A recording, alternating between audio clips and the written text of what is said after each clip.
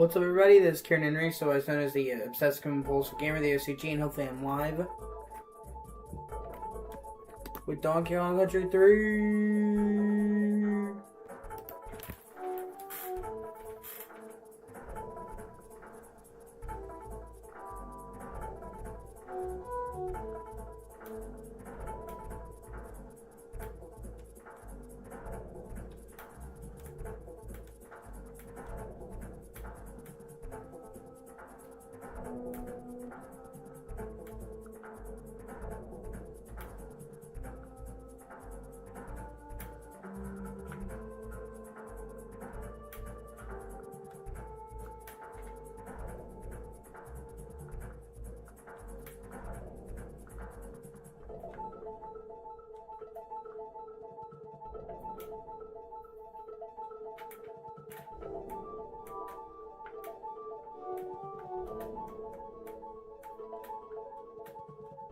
Okay, everything's working. Alright.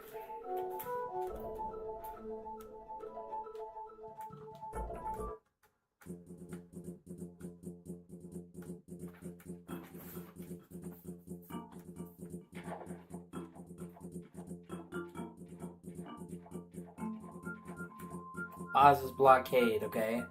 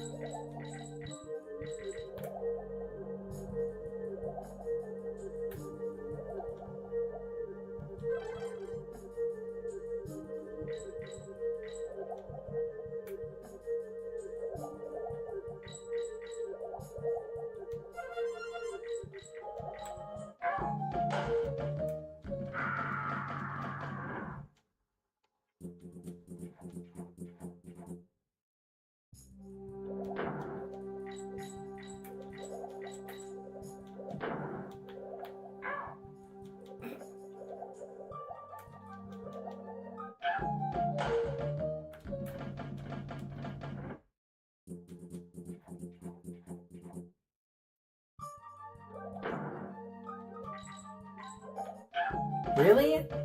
Oh, great job, Kieran.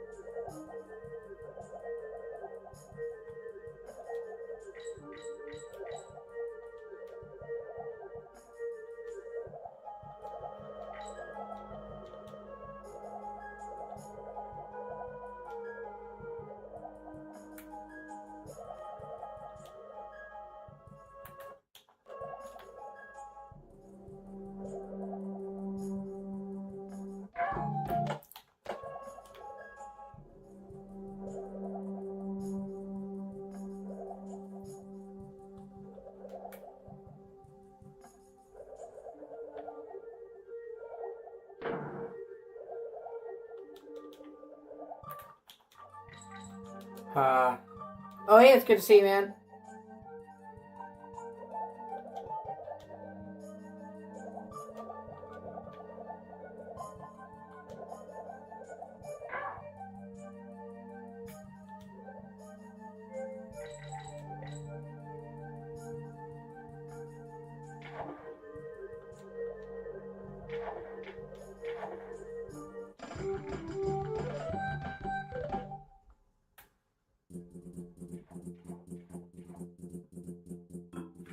Rocket barrel ride, okay.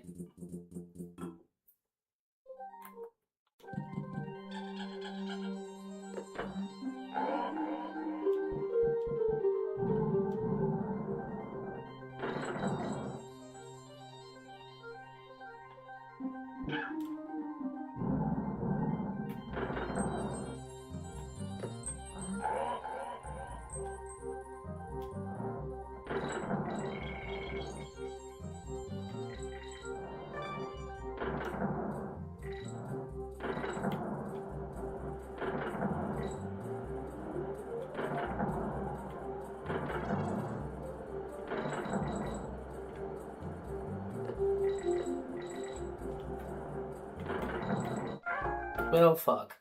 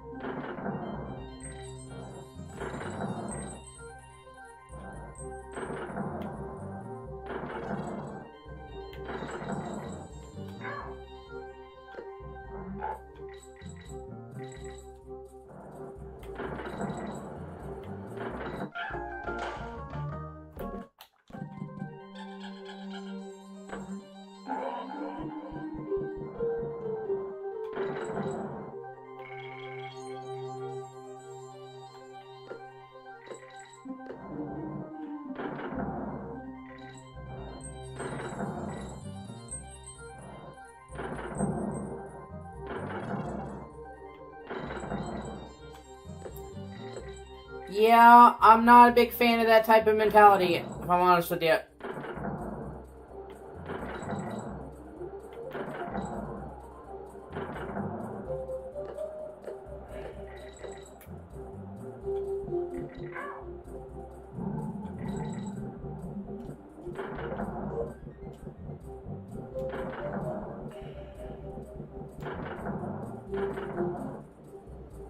It's like the same people who assume that all cartoons or all animes are for kids.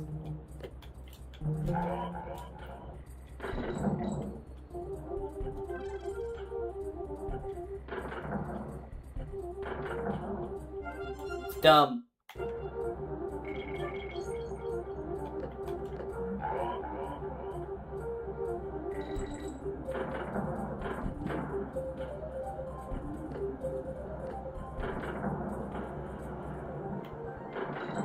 Shit.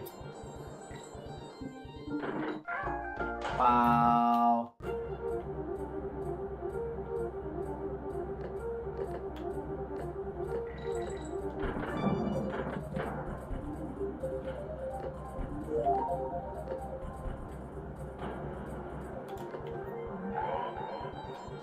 To say nothing of the fact that all three of these games are brutally difficult.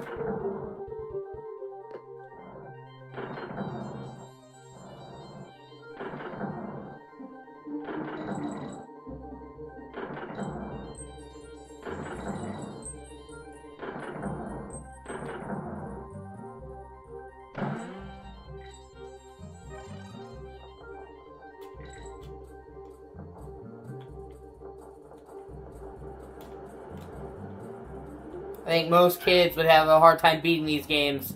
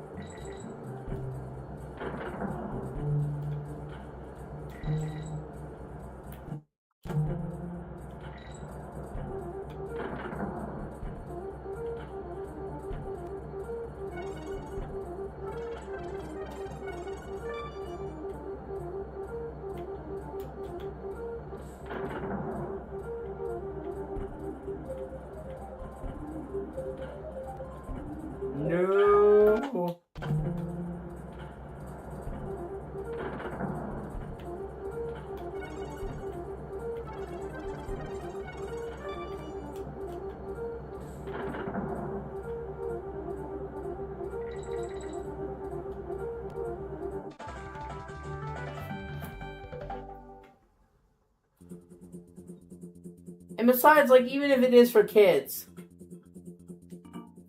if somebody likes playing a game for kids, why would you give them shit over it? You know, like, okay, it's a game for kids. I like playing this game for kids, so what the fuck do you care? You know what I mean?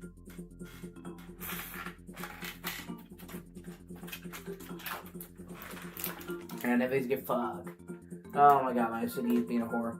God damn, please forgive me for doing my sense of deals and do them. God damn, please forgive me for doing deals and do them. Time to hydrate.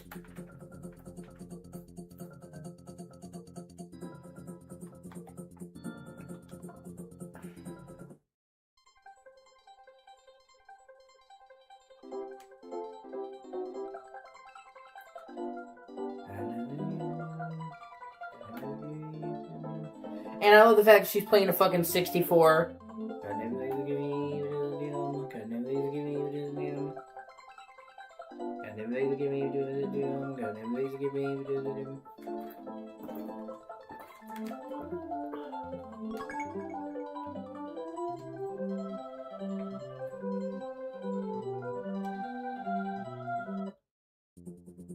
Which it just came out the year this game launched. But it's so weird to see them actually acknowledging the 64 on the SNES.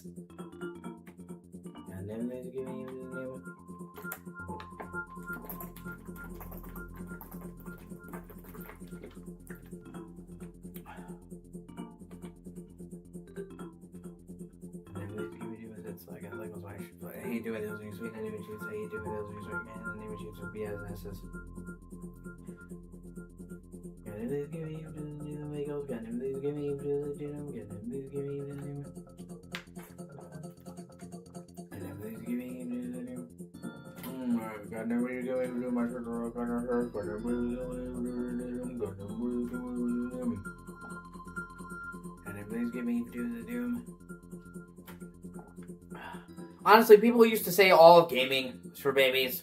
Now that I think about it.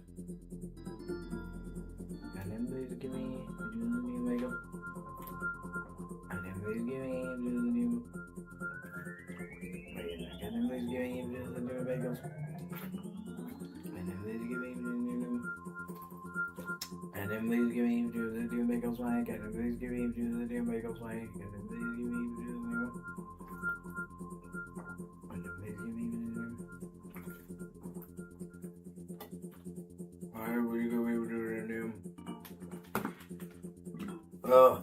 Alright, let's do this.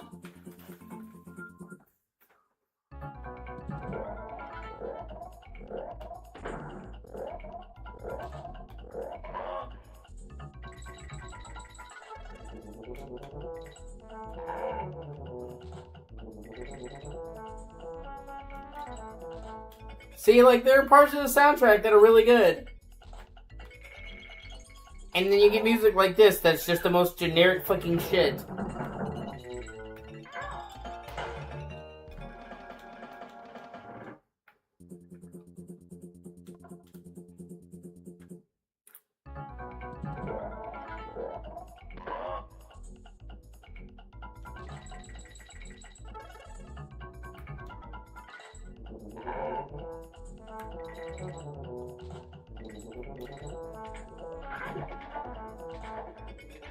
Yeah.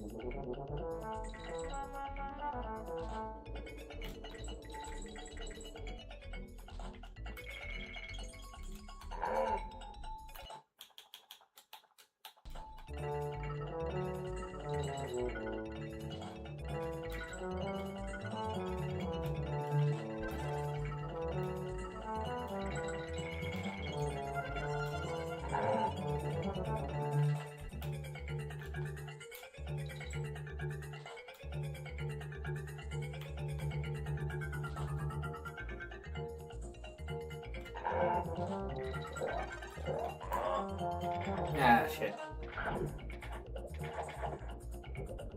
Kitty, get out of the water!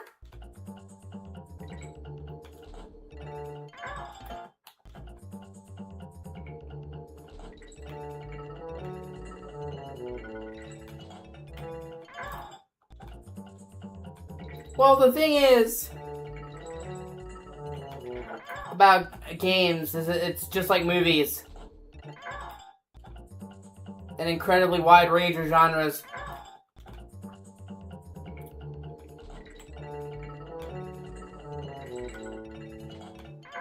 Fuck off. For a wide range of taste.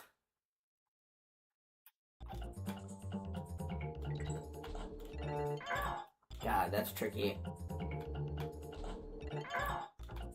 Okay, hold on. Yeah, okay, there we go.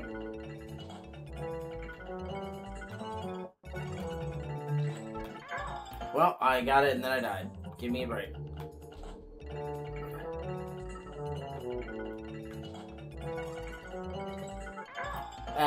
That's just evil.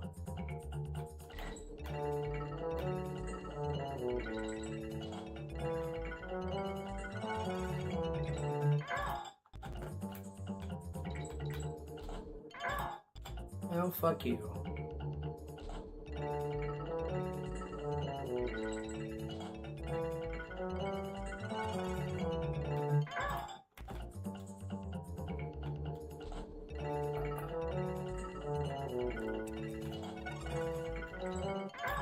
Yeah, see, this music grates on my fucking nerves.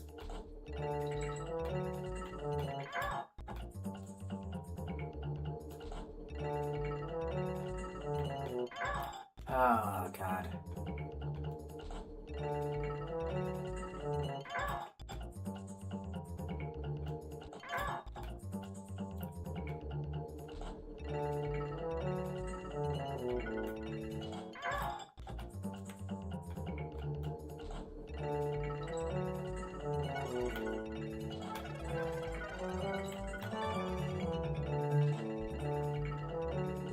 Ah, fuck you. I was doing good.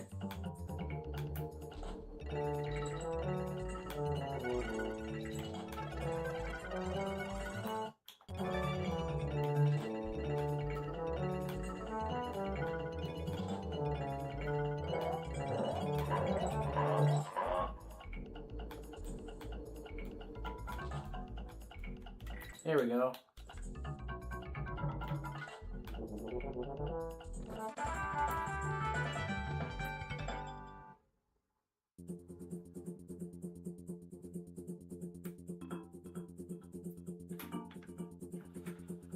Tracker barrel trek. Okay. Rocket barrel ride, tracker barrel trek.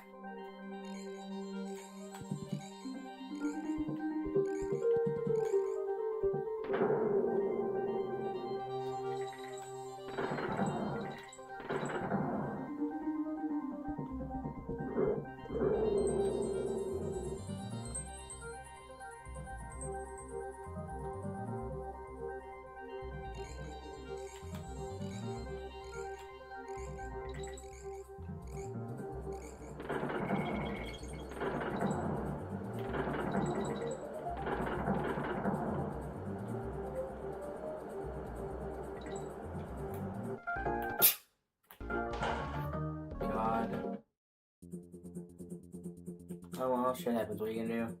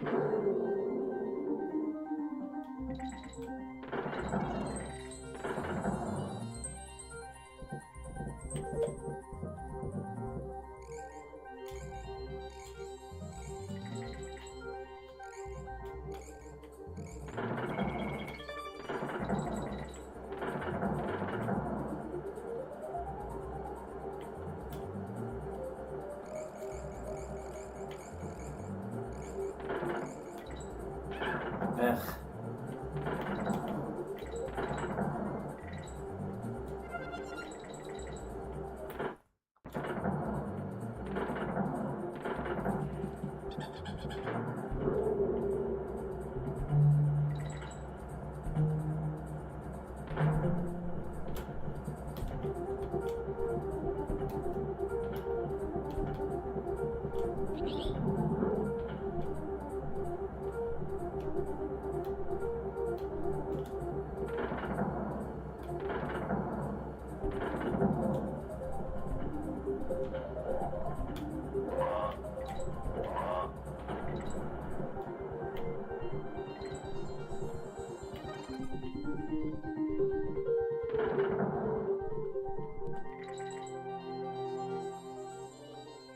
Oh shit, wow.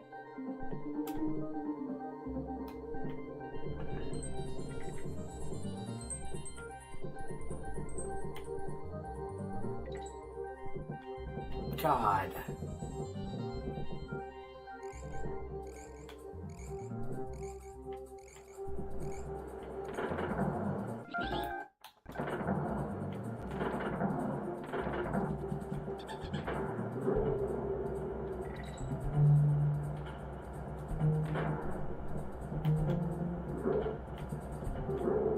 I guess that's the way it goes.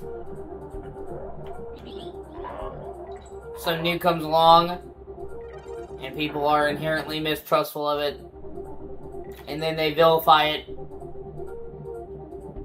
Say it's gonna ruin the kids.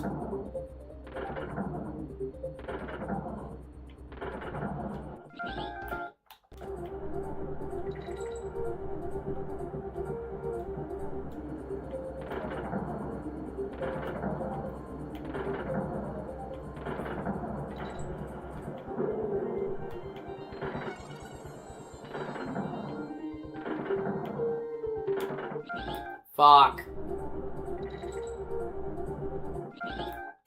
I mean, back in the day, they used to say that, D&D was a gateway to the occult.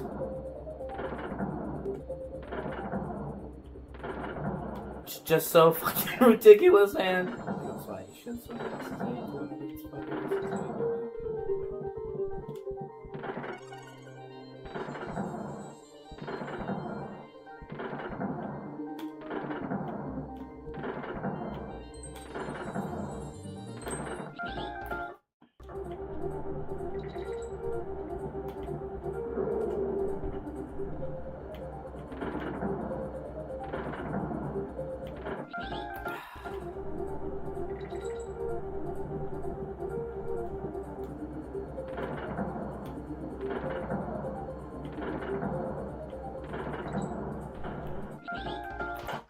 Anytime something new comes along, there'll always be people who are sitting there wagging their thumb at it.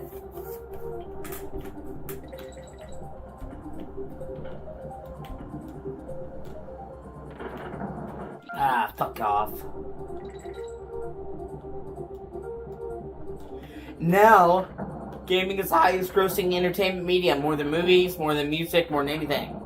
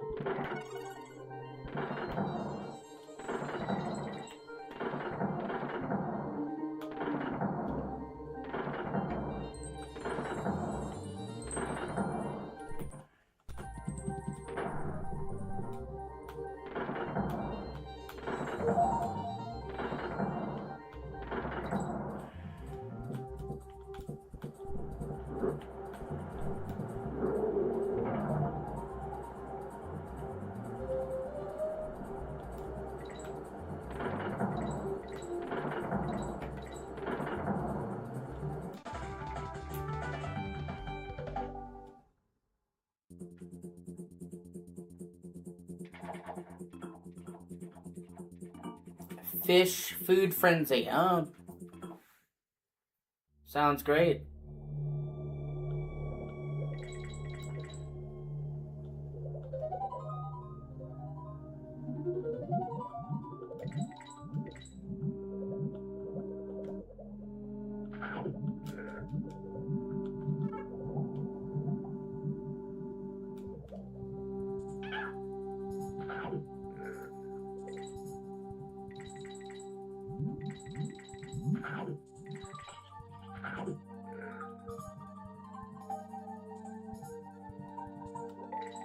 Okay, he's on my side. I didn't understand.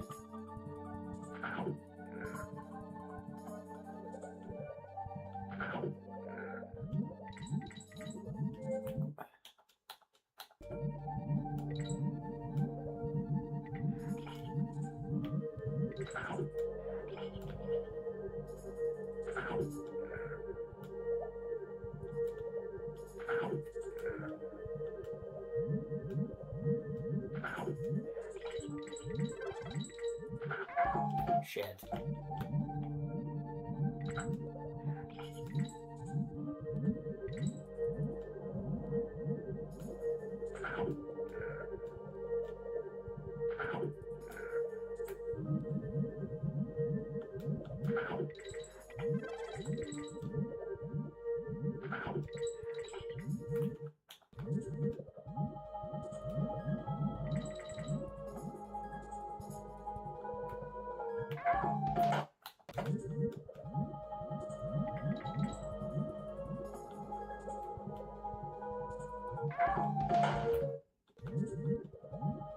Oh, so I don't feed him.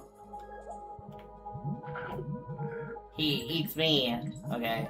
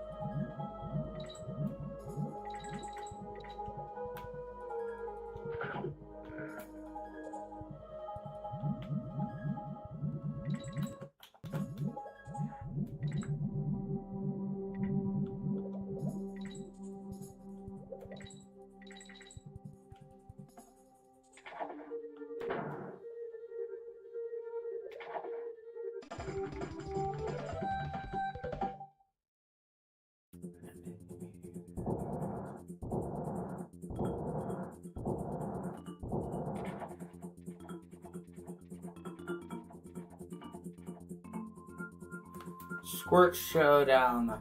Okay.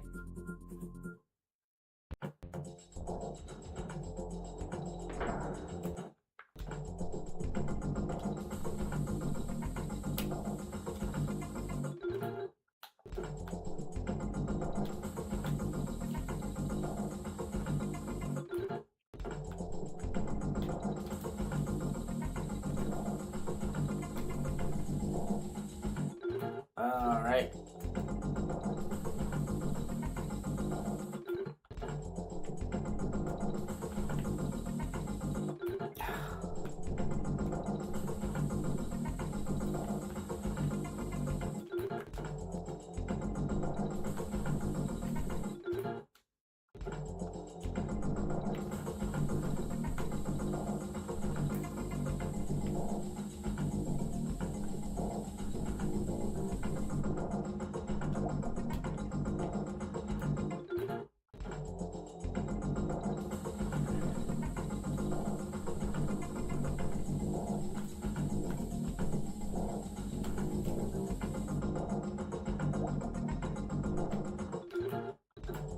Okay, I'm supposed to be able to...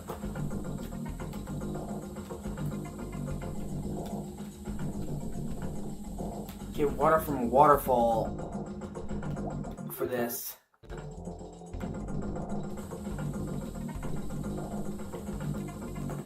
But I...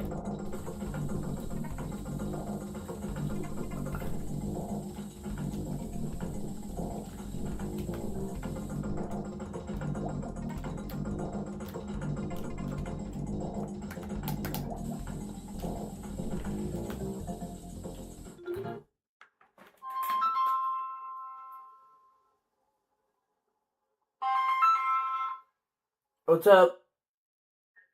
Alright, love you, bye. Give me 1 second.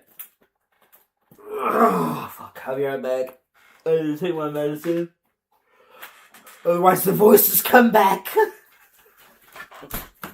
And none of you will be safe.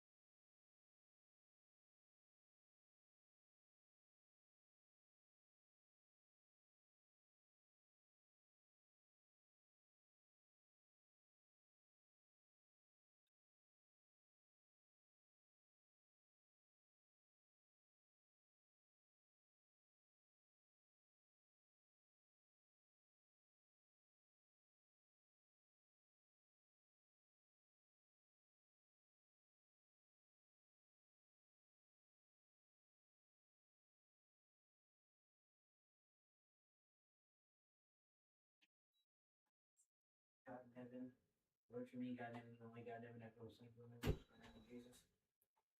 Please forgive me for doing things you do in my life.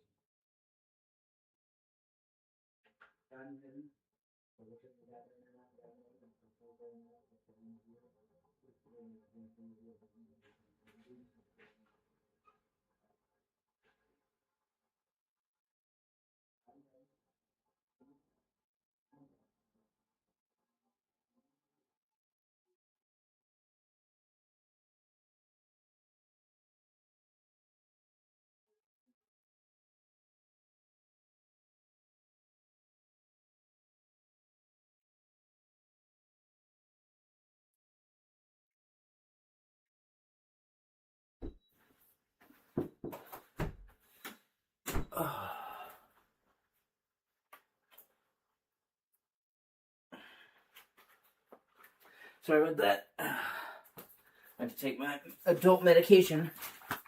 Adult medication! Oh, yeah. And then I was talking to my mother. Oh.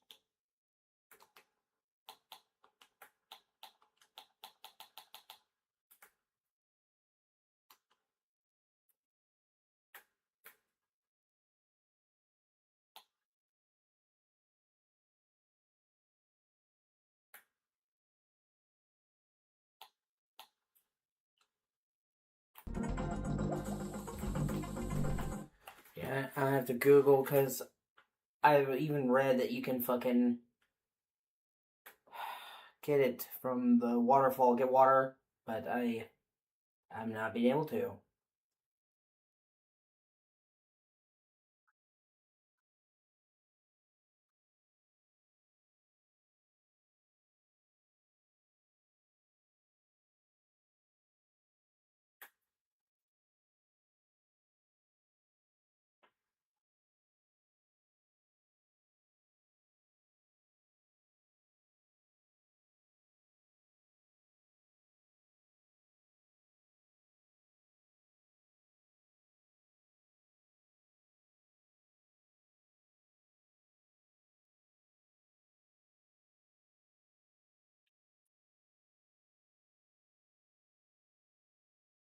Hey, you're supposed to grab water from the waterfall. How the fuck are you supposed to do that, though?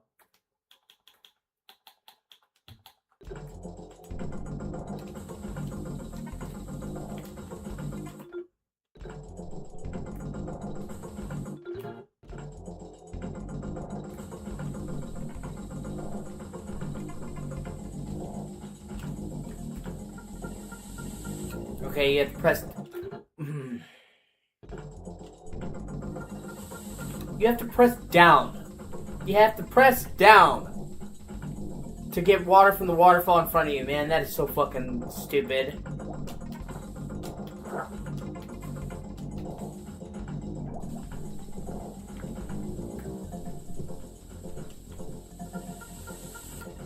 No wonder I didn't get it. Makes no fucking sense.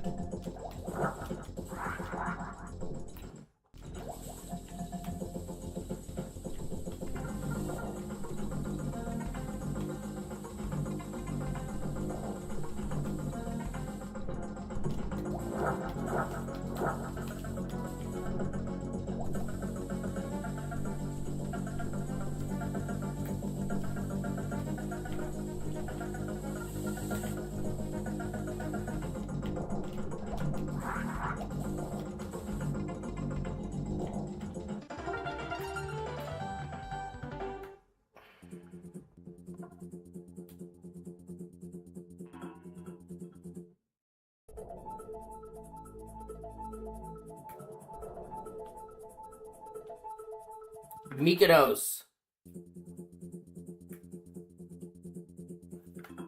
Fireball Frenzy. That looks like we're doing another Factory World, guys.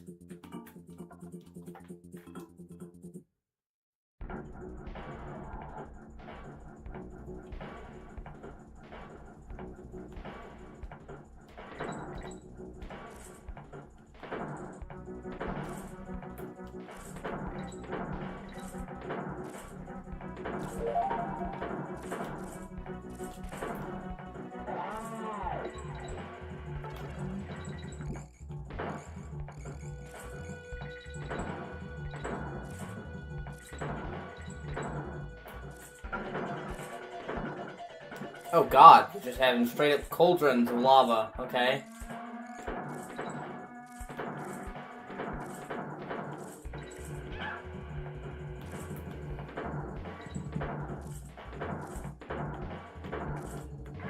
Wow, great.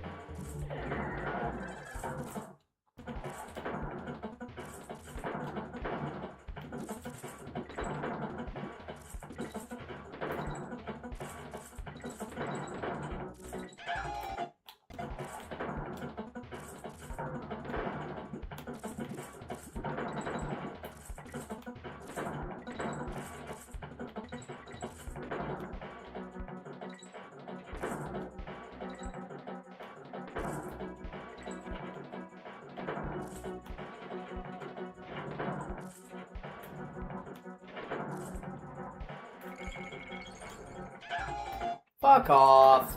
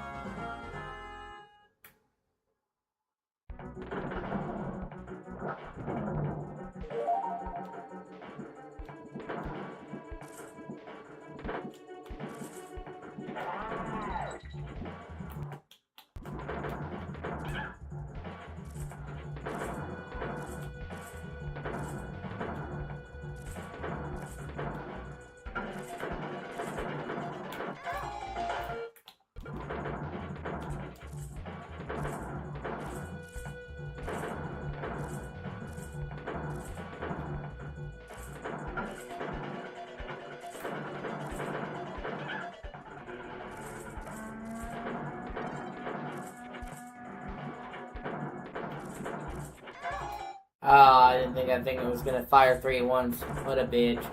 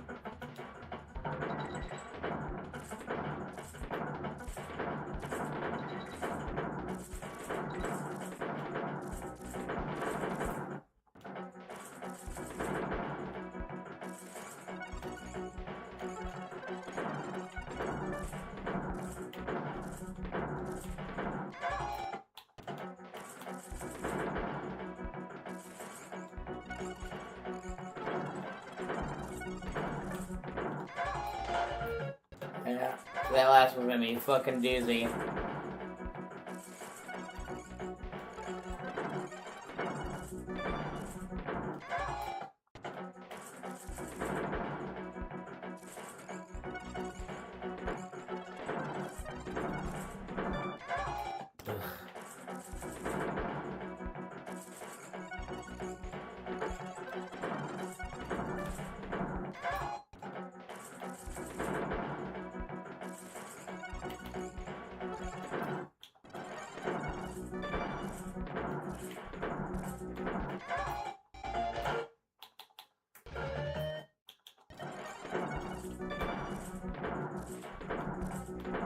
Oh, fuck, wow.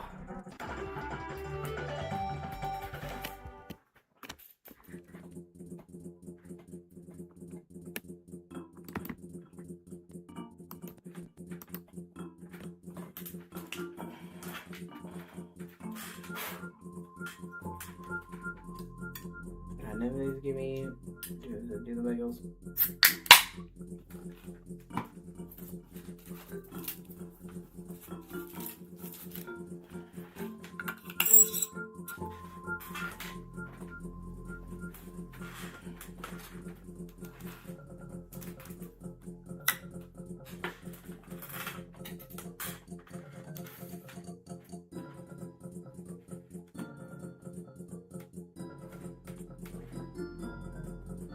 Demolition drain pipe.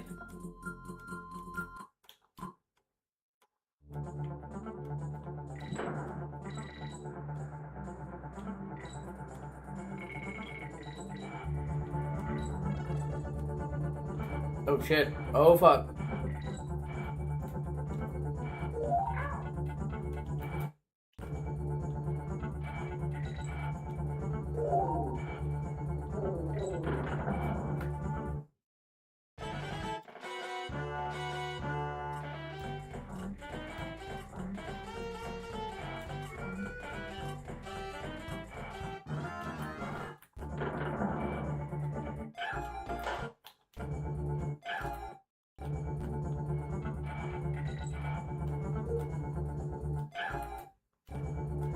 God.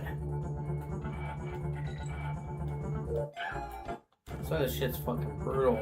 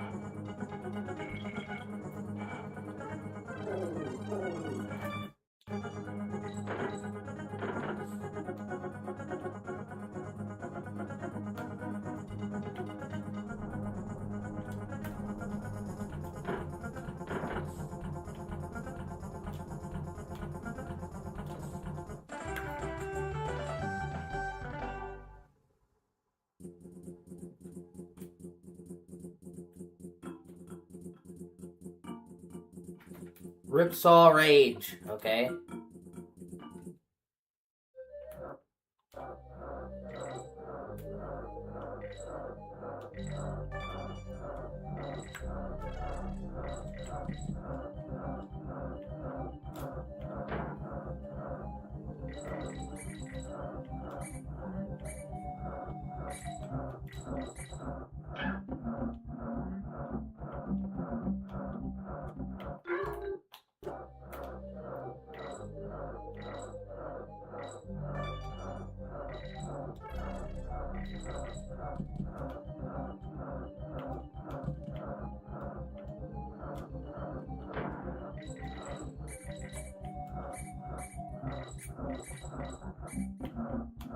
Oh god.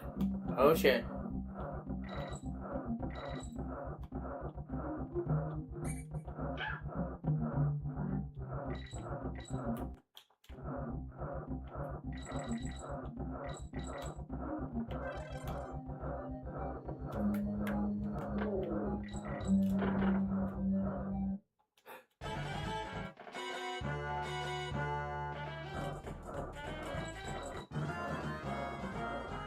Well, so much for a bonus stage feeling like a departure. It's like, hey, we're gonna have just more of the regular stage.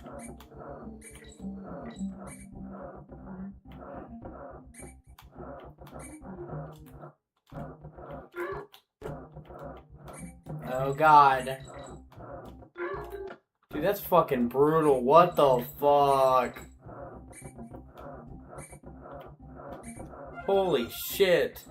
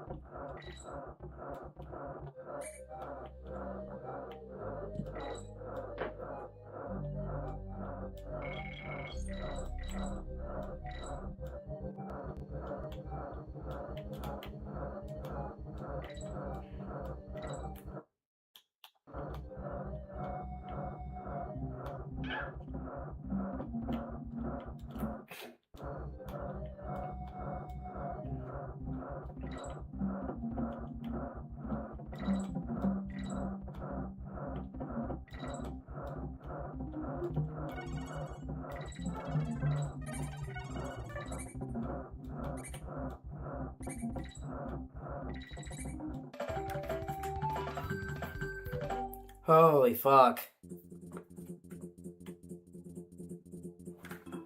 Blazing bazookas. Okay.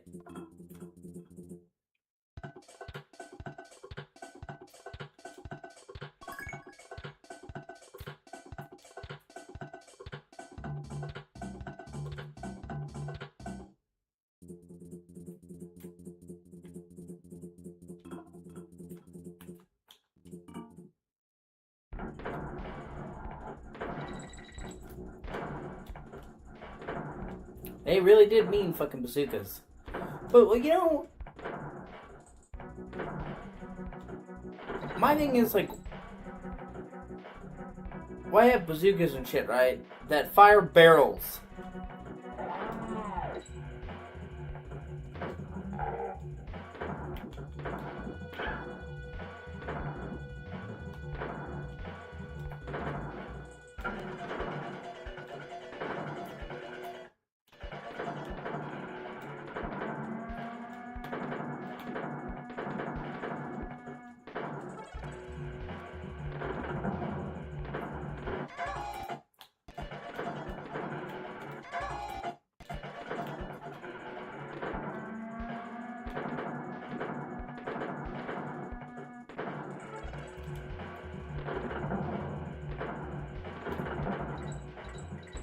Shit.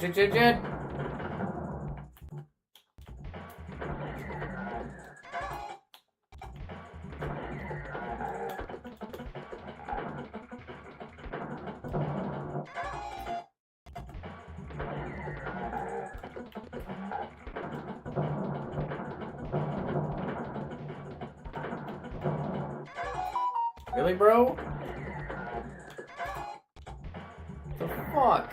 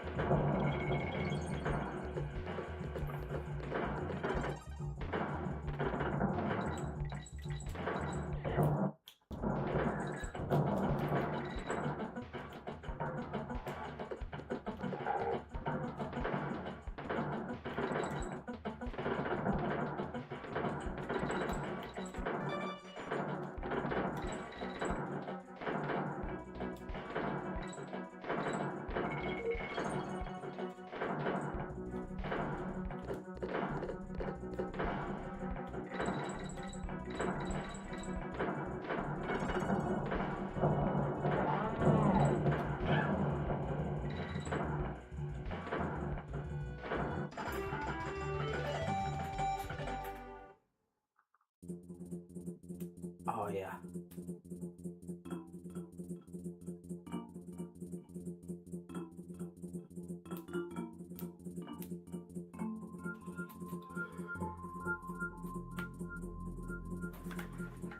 O.C.G Labyrinth, okay?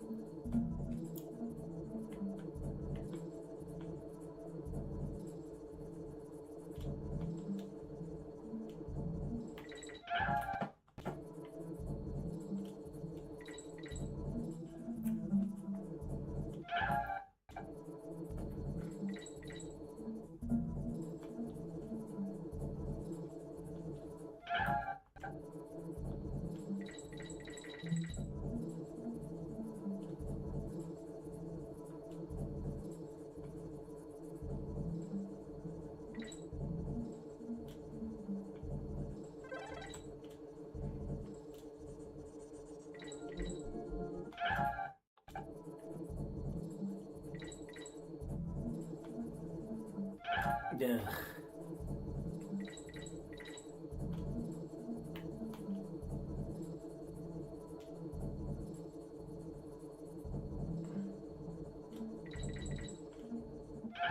Really, asshole?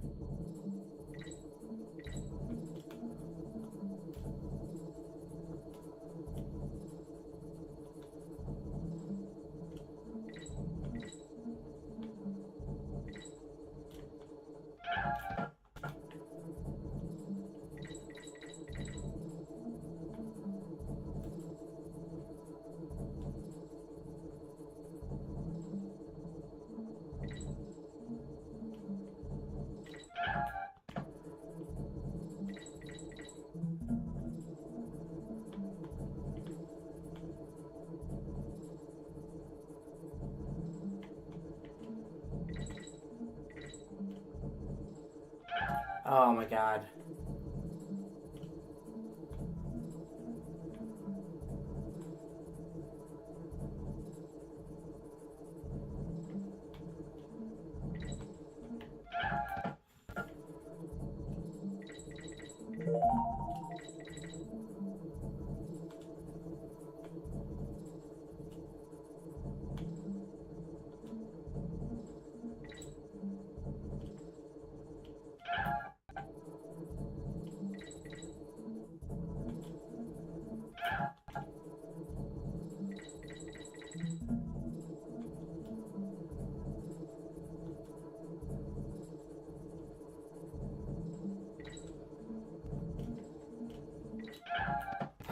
Come on, dude.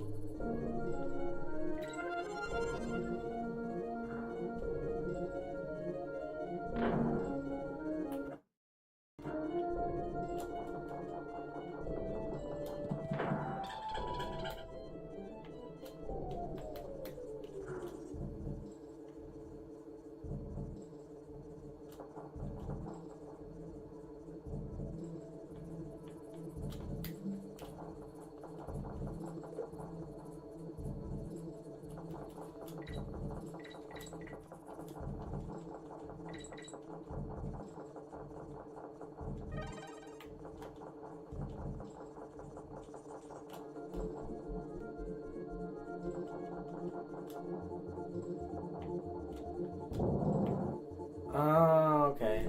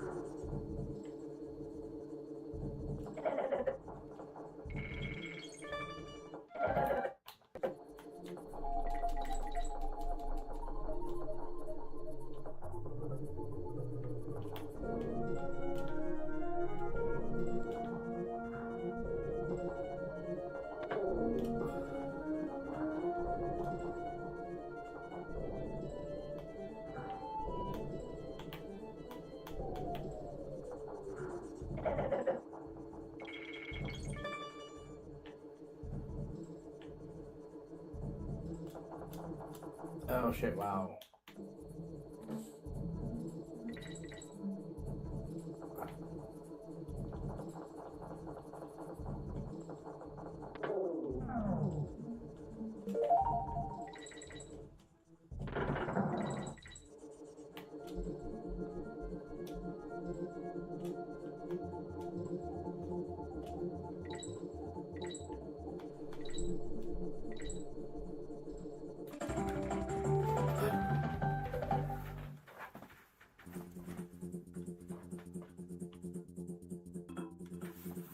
Chaos Carnage, okay?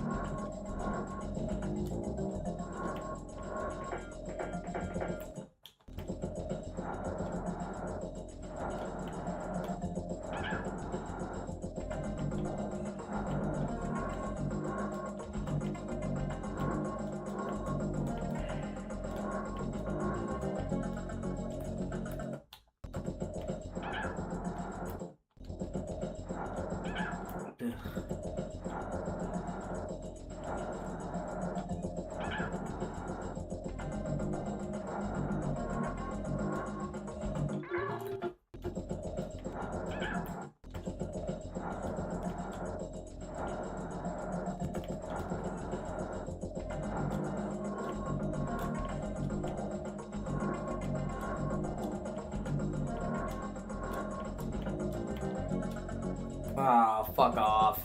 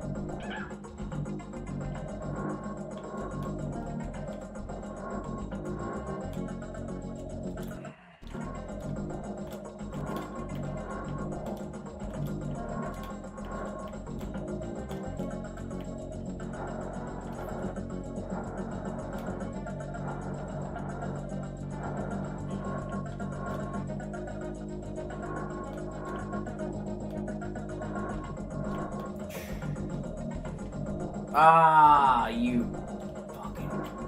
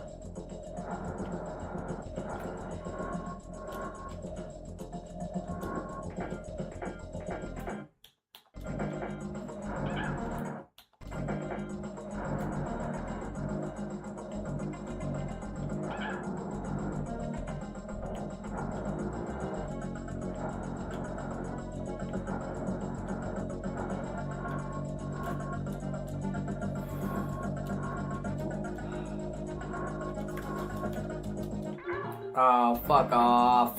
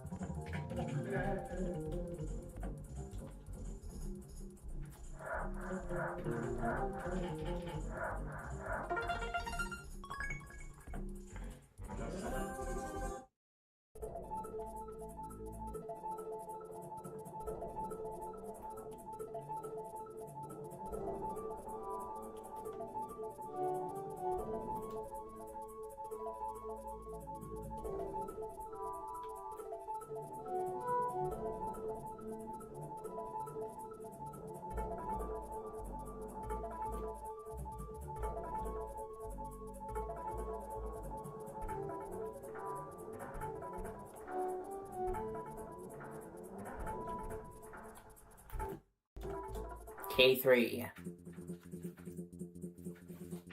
Crevice Creepers, okay.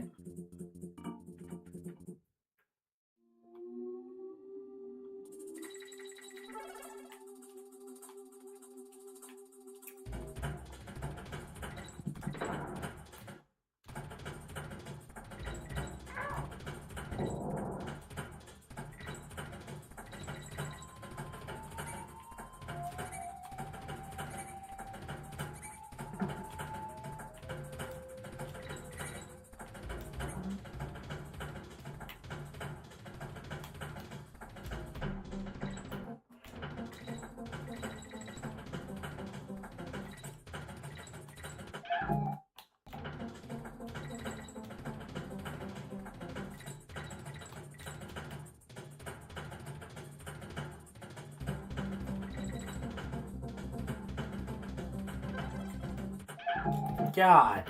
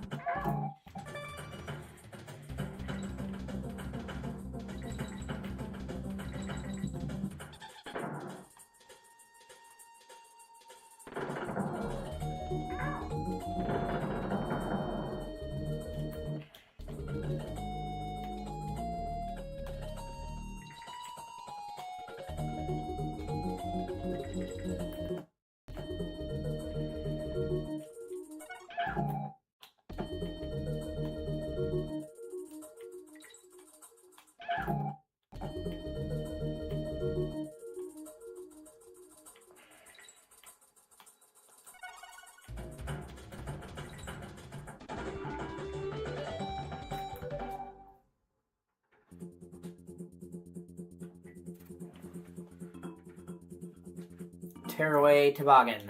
Okay.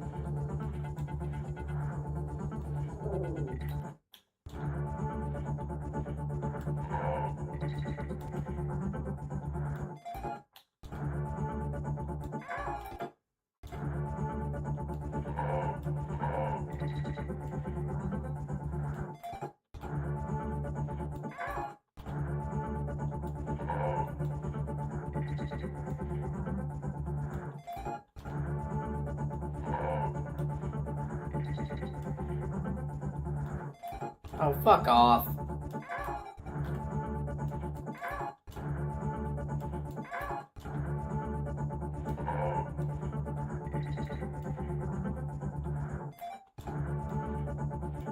Jeez Louise.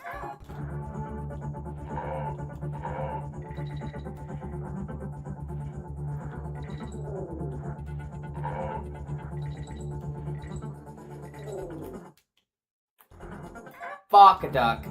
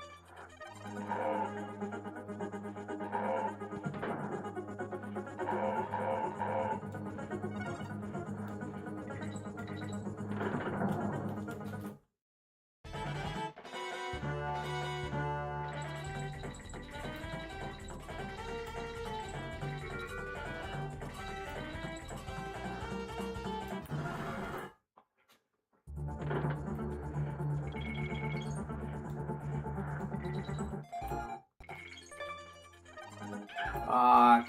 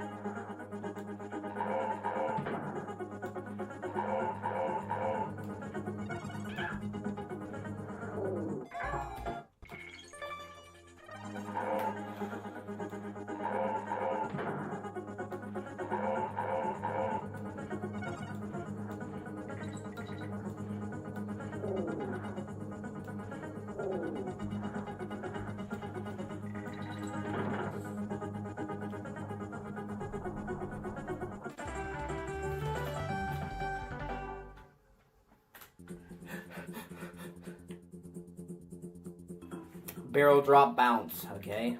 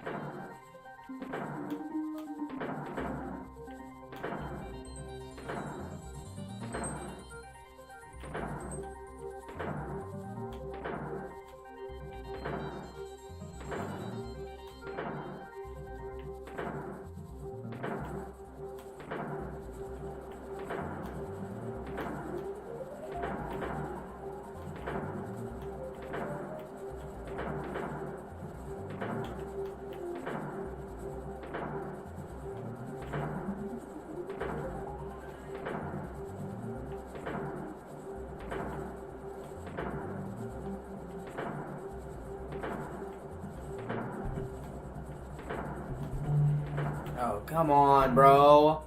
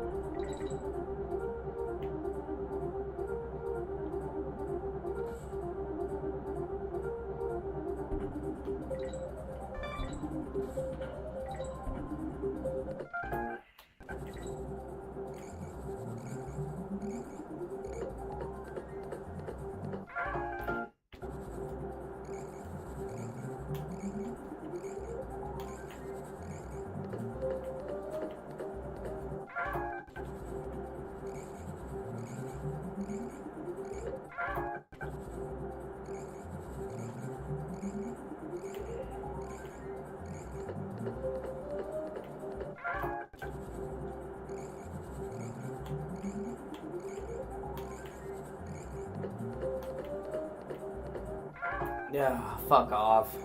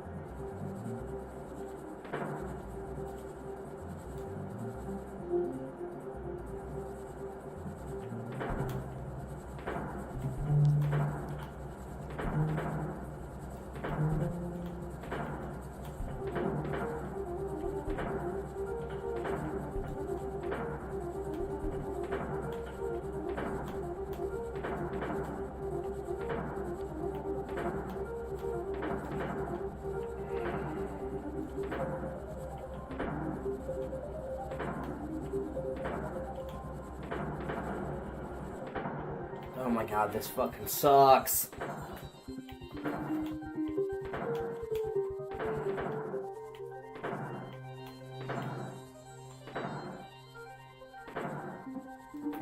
Okay, hold on. I need to see what the fuck I'm doing wrong because it's pissing me off.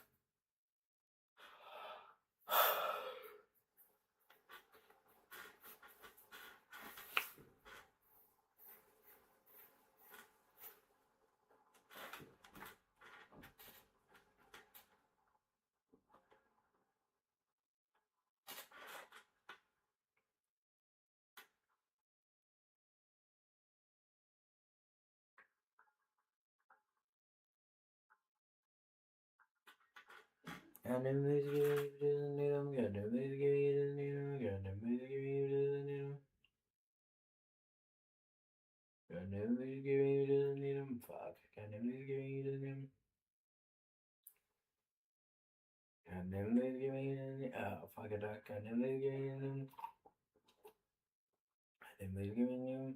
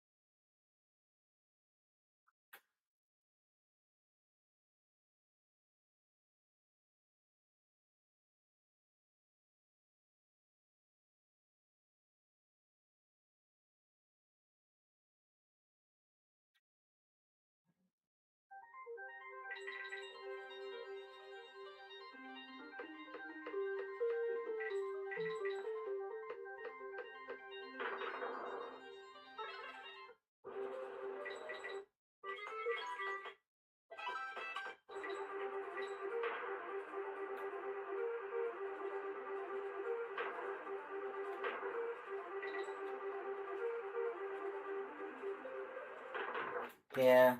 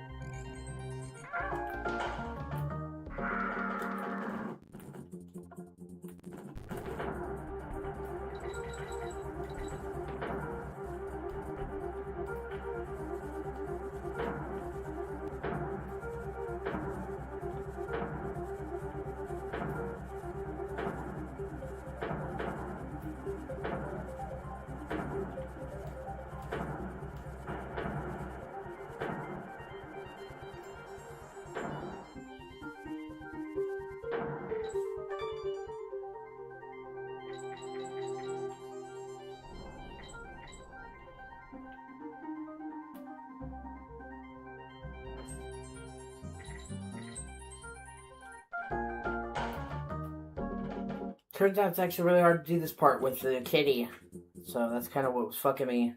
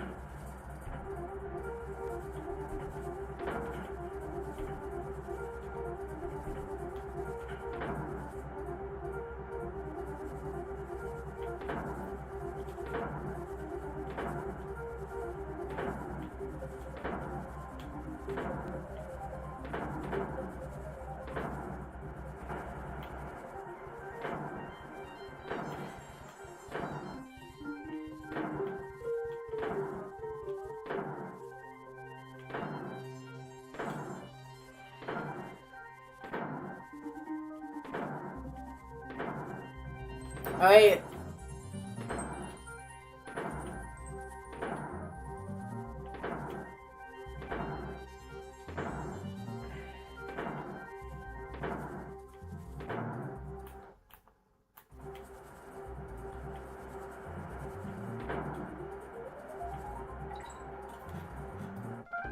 Yeah, fuck off.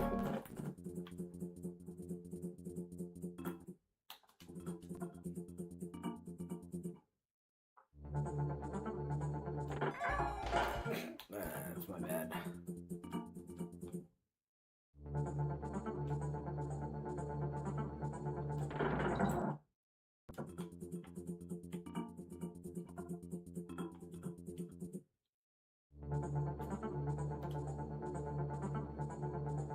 Oh, that's great.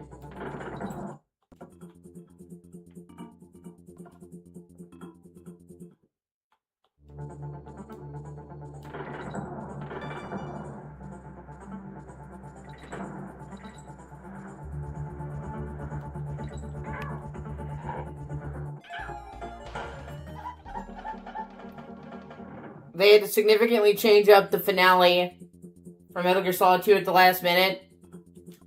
Because it was actually going to end with them in front of the World Trade Center battling. And as I'm sure you might guess, you know, what happened in 2001.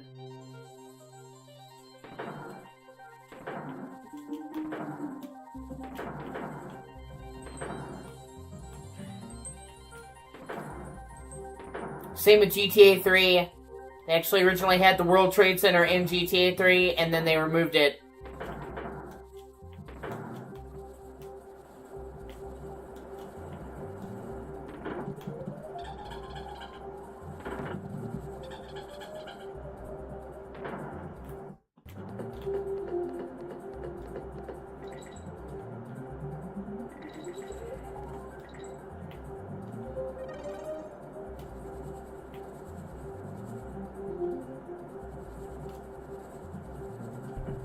Yeah.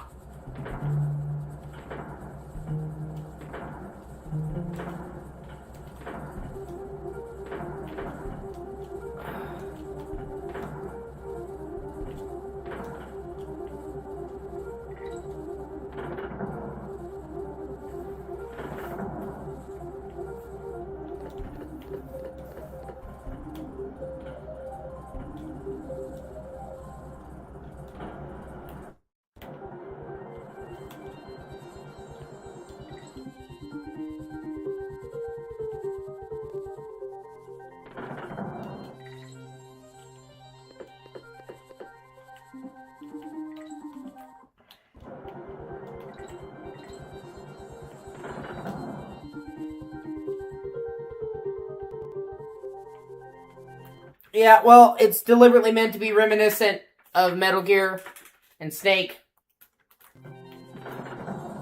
Because I know you didn't play the original Metal Gear. But,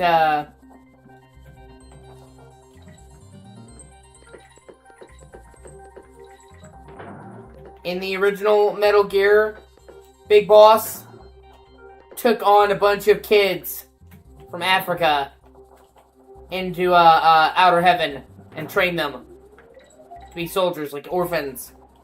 So what happened with Raiden and Solidus was literally meant to be like a callback to Big Boss.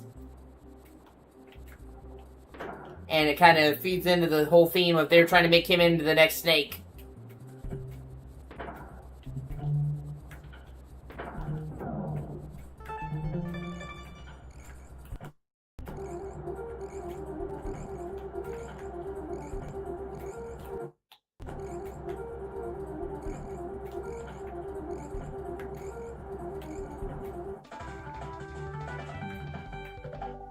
Also gives you a lot more appreciation for Otacon. Crack shot Croc, okay. Once you realize what happened with his dad.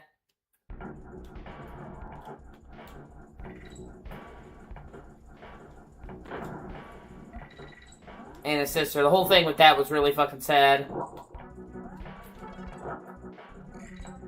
Well, stepsister.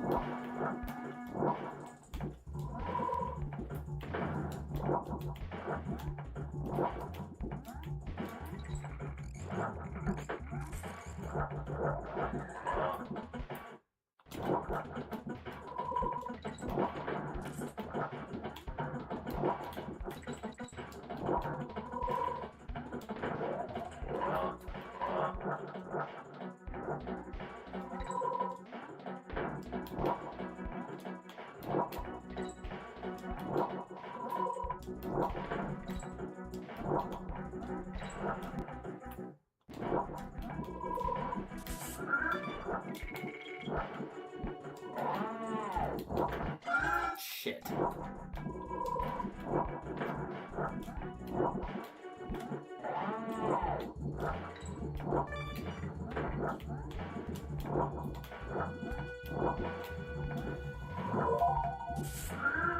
Come on. There we go.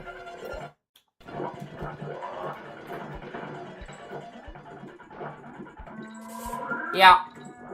Metal Gear Solid 3 for most people is the favorite. Me personally, I prefer Metal Gear Solid 5. But Metal Gear Solid 3 is really great.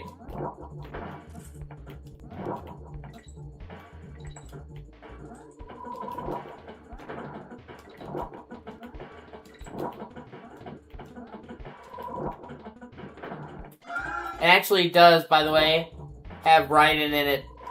It's funny. Not only can you get a mask that makes you look like Raiden in Metal Gear Solid 3, But there's even a Russian officer called, Rydenikov. That's literally Raiden. Same actor and everything. Or I'm sorry, Rykov. Metal Gear Solid 3 is great.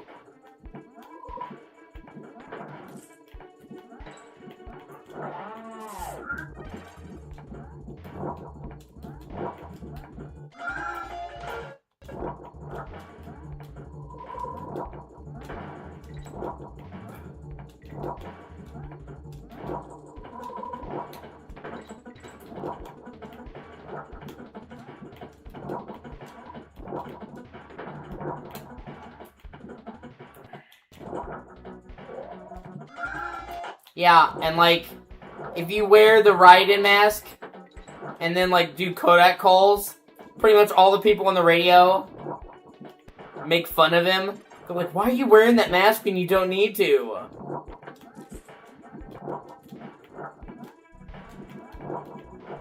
Making fun of the whole, you know, like, people being upset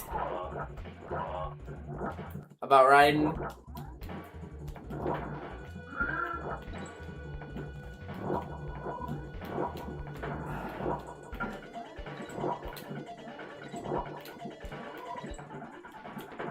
I don't hate Raiden. I just don't like him as much as Snake. Not at all. Not, like, in any method. And especially not Big Boss.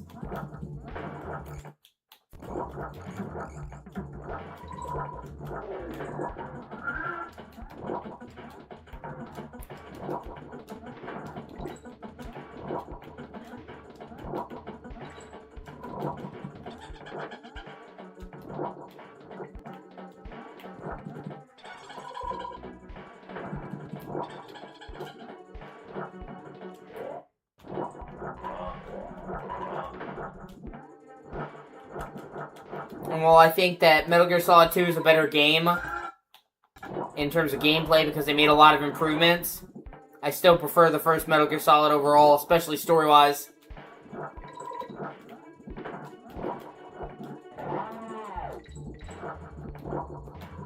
The thing about Kojima is I think he needs kind of like a tether. That's the thing about Kojima, like, if you let him get too out there, he'll go way too out there. And,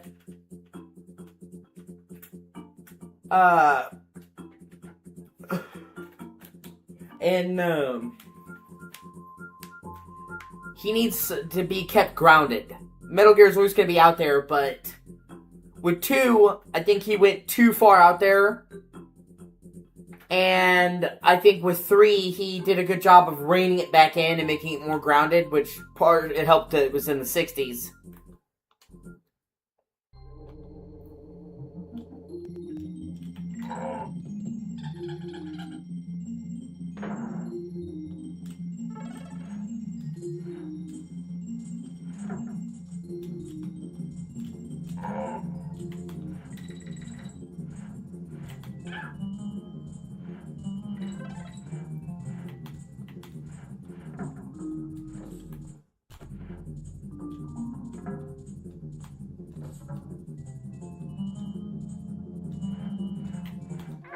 And my main issue, well, one of my main issues is, like I said before, the Kodak.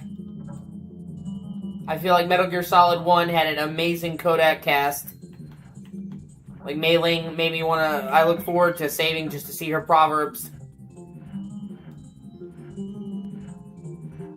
And, like I said,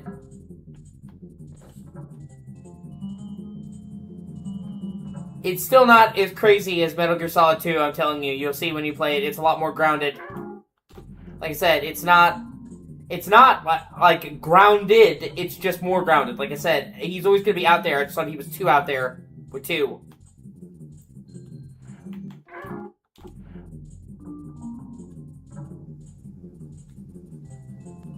But, Metal Gear Solid 1 had such great codec conversations. Mei Ling literally made me want to save.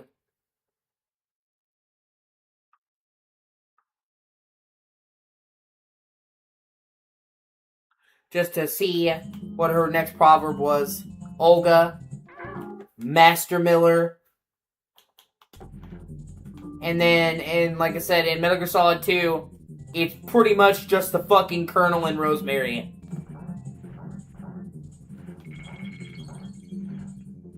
And I get what they're trying to do with Rosemary. I'm not gonna lie to you, I really kind of hate her. And I hate the kind of the story element. And, I have, a personal beef there. Because I, in particular, have had women. I've dated a bunch of women who wanted to change me. And weren't cool with me being the way that I am. And it's really fucking annoying. Being with somebody that's can you just let me be? That they feel the need to nag you and shit like that. Because I don't want to nag. I'm not one of those guys who needs a woman to, mother me. It's the opposite. If I get the vibe, that kind of vibe, I'm just totally checking out. But I found Rosemary and her relationship with Raiden to be incredibly annoying. And it's basically him just being like, hey, I don't want to talk about this. Because obviously, he went through some serious shit. And her continuously trying to push his boundaries.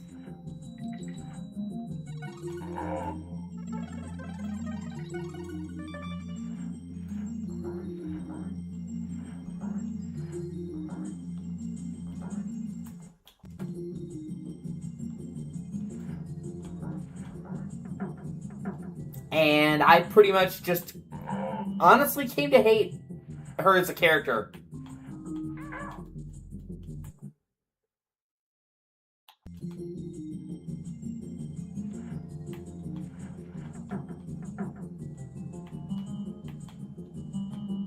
Yeah.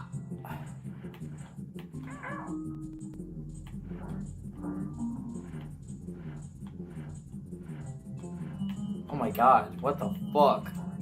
Holy shit.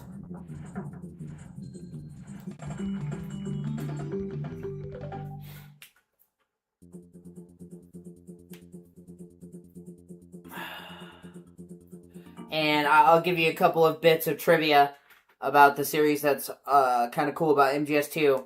Okay, first of all, you probably didn't know this, but in the beginning of the game when you're playing a Snake in the Tinker, if you repeatedly call and save with Otacon, eventually, Mei Ling actually makes a cameo appearance in Metal Gear Solid 2. And gives her proverbs. Because, there's a running gag where Otacon is, trying to copy her, proverbs. And he's like, oh man, I'm fucking it up. And then Mei Ling actually pops up. And they got the actress back for, that one conversation. And she's like, Otacon, you really need to stop. And that was funny. And most people don't get it because you need to save a lot. And then second of all, you'll notice that when Otacon and Snake meet, they actually do a handshake. That's the Konami code.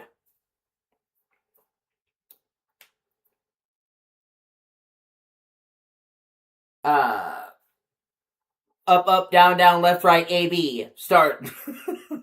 They literally do the fucking Konami code. Or, Snake's code name, his alias in Metal Gear Solid 2 is Pliskin. Literally, the character that Snake is based off of is a character from a movie called Escape from New York, called Snake Plissken. He was played by Kurt Russell in his prime. He had long hair, an eye patch, smoked cigars. He's literally the spitting image of Snake. And quite literally, this is not a rumor. Hideo Kojima himself has said that he based Snake off of Snake Plissken. in Escape from New York. So, his alias being Pliskin is a kind of tongue-in-cheek reference to the character that inspired Snake.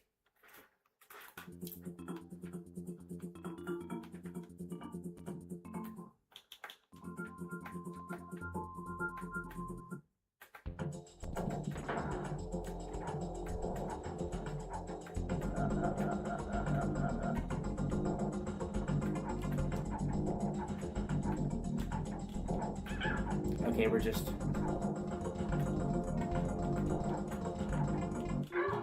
Okay, we're actually having a snow fight. Yeah, and it's actually a fun piece of history. My dad actually was there. When you get a chance, Alex, you should watch it. Escape from New York is one of the best movies of all time ever. It's fucking awesome. And not only did it inspire Metal Gear and Snake, it's considered to be one of the most, like, inspiring 80s action flicks ever. Like, it inspired so many action movies. The movie itself did okay at the box office. It wasn't, like, a huge hit. But it is considered to be one of the most influential movies because it inspired so many people. Like, that was one of the movies that basically solidified the tough, cigar-smoking anti-hero. That you see, you know, like a cool guy with a leather jacket, smoking a cigar, saying, "Fuck you, I don't care." Pretty much created that stereotype of movies. But anyway, while the movie is called Escape from New York, they actually filmed in Missouri. And in St. Charles and St. Louis. And they actually used a bridge in Missouri to stand in for it.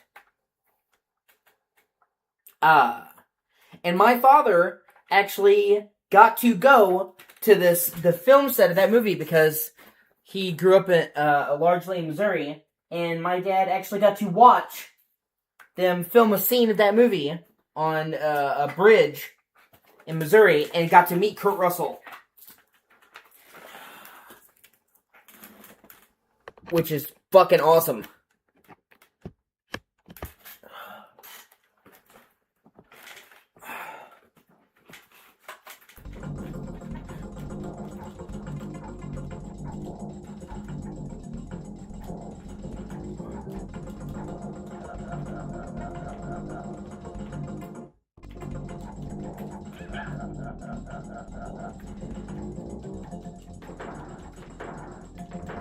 Yeah, I thought it was cool too.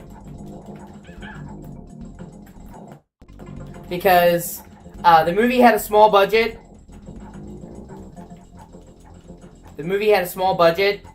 And the movie takes place in the future, like far in the future. Well, in the 80s. So it was in like a totalitarian regime where New York is like a prison island. So one of the reasons why, even though it's called Escape from New York, they didn't film from New York, is because this is many, many years in the future when New York is, like, really fucked up.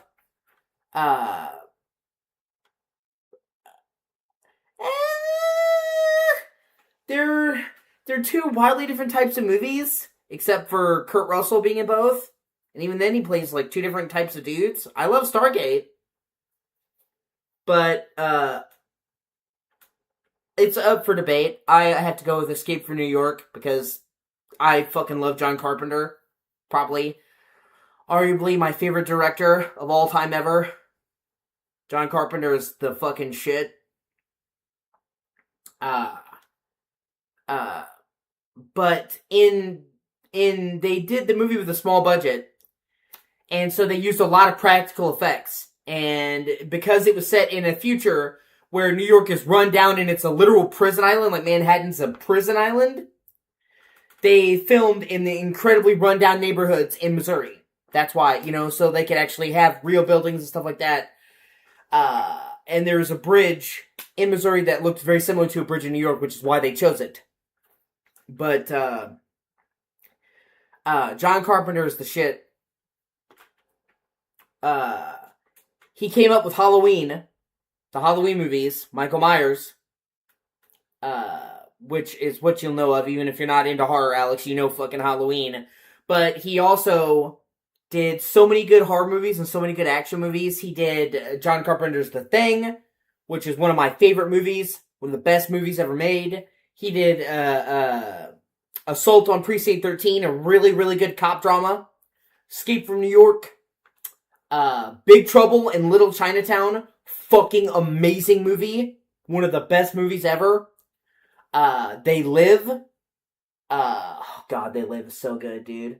And it literally created one of the most, like, referenced pop culture lines. He,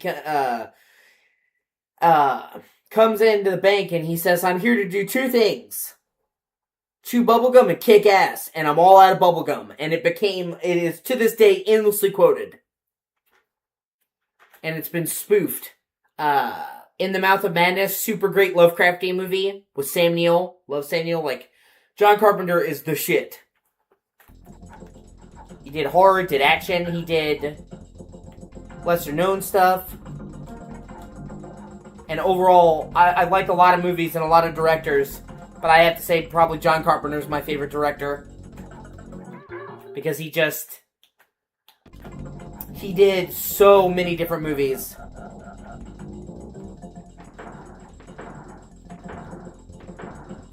Like, he's super, like, most people know him for horror. Obviously, most people know him for fucking Halloween. But he did, like, so many different types of movies. Like, he never stopped working. He's also a super cool fucking dude. He's a huge gamer. Like a hardcore gamer.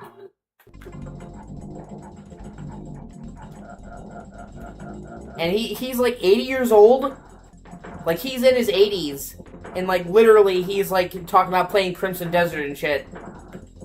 And, you know, I mean, like, he's not one of those guys who's like, oh, I'm a gamer, like... And, like, he literally was, like, into games when they first came out. Like, he is legitimately a fucking OG gamer. And then he just never stopped gaming.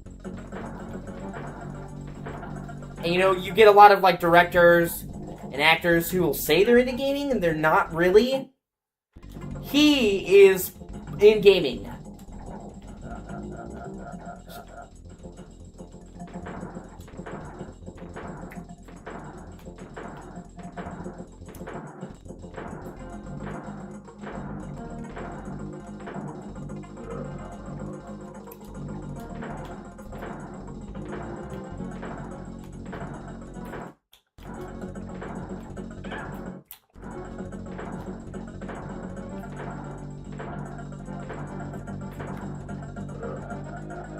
Not really.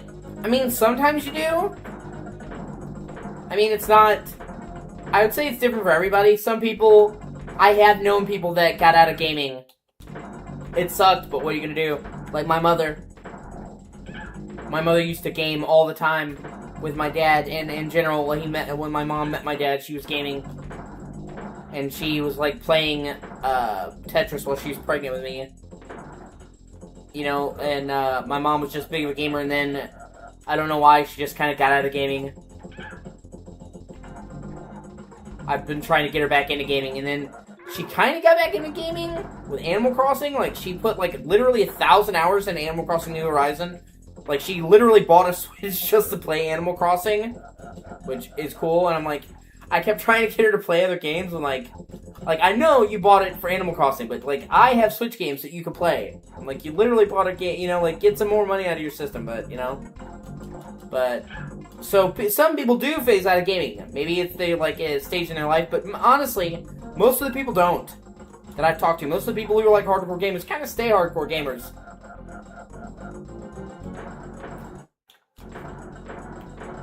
My dad, for example. My dad is in his 50s, and he's never stopped gaming. He's never stopped loving gaming. Right now, my dad is literally playing Crimson Desert. Like, as we speak, he's literally in there playing it right now. So...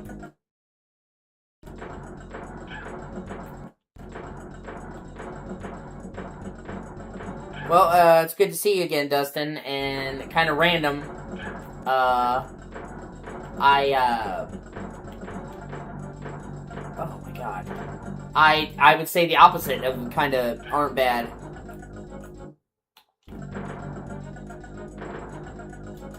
Yeah, my dad is pretty cool.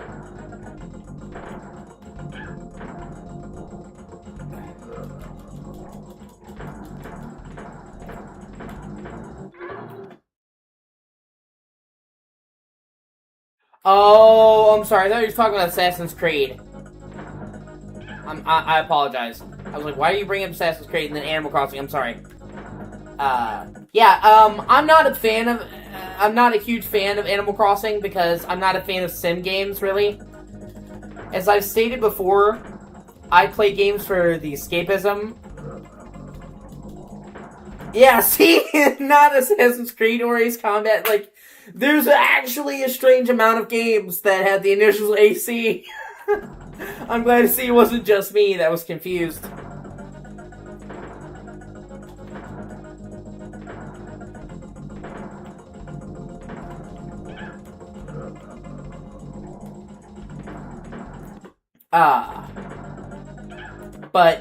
Anyway.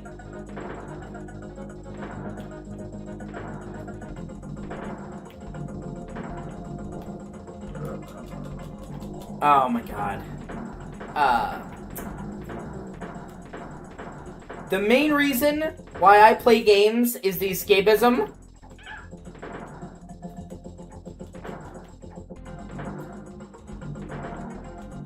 That feeling of being in another world, in another place, living another life, being in a world that can never exist in real life, like a cooler world in real life.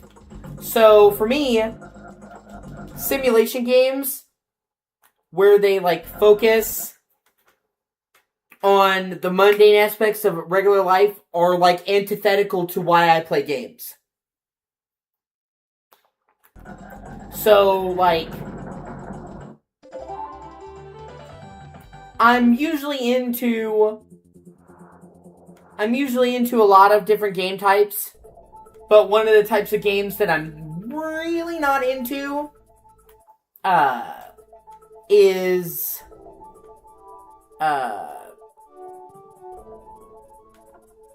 sim games. I'm not into the Sims.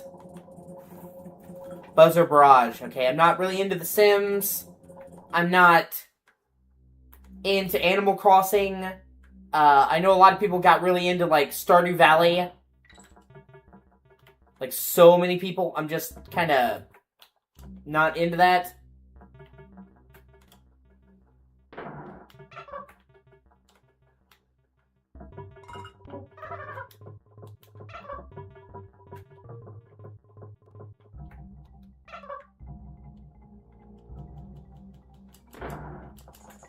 Same reason why I'm not really into, one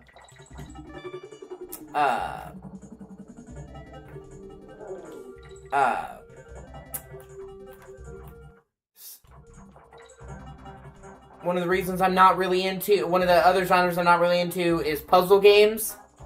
I like a good puzzle in a game if it's done well, but if it's a game where you're literally just solving puzzles, not really into it. And then RTS. I'm not really into RTS. I kind of like being on the ground, seeing it from, you know, up close in the nitty-gritty. Of course, there's exceptions. I like Civilization, actually, quite a bit. Although, it's debatable if you'd say that's real-time or strategy.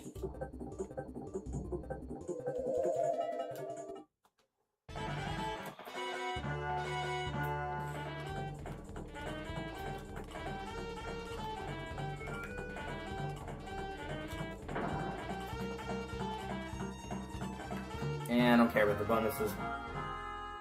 Welcome.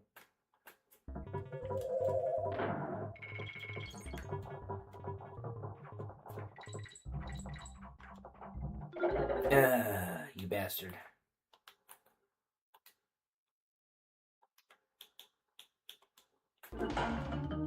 Like I said, you know, like, if it's a game and it has puzzles in it, okay. Okay, well then, yeah, then you could say technically a Civilization I play is the only real-time strategy game that I play. I like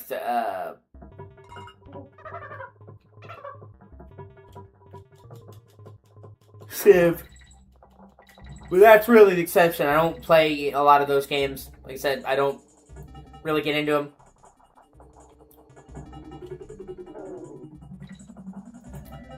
Or like tactical role-playing games. And you know, believe it or not, like we're talking like Final Fantasy Tactics, stuff like that, you know, where it's like it's kind of like the real-time strategy equivalent of a role-playing game. I don't really get into those, and it's not actually because I don't like the tactical gameplay. I'm fine with a gameplay combat in a game that has like a top-down grid. For me, the reason why I can't really get into games like that, tactical role-playing games, is because when I play an RPG, I love me a good RPG. I do. When I play a game like, Final Fantasy, Chrono Trigger, I love exploring the world. That's one of my favorite things about an RPG, is fully going into this beautiful world. And the thing about most tactical role-playing games is you don't really explore the world. Like, in almost all of them. Like, if you look at, like, Final Fantasy Tactics, a lot of people love Final Fantasy Tactics. It has a really fleshed out job system. Really great story. It focuses, like, on politics and warfare and stuff. But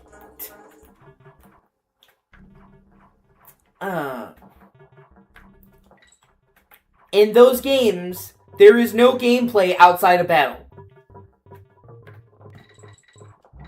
You know, like, in the traditional Final Fantasy game, you're going to explore the world.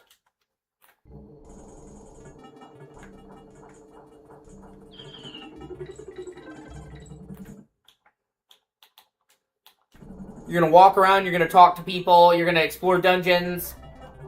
And Final Fantasy Tactics, and pretty much every other tactical role-playing game, TTRPG, I guess what they call them, if you are not in battle, then you're just going through the next story bit. There is virtually no gameplay outside of battle. So, like, I don't really like that.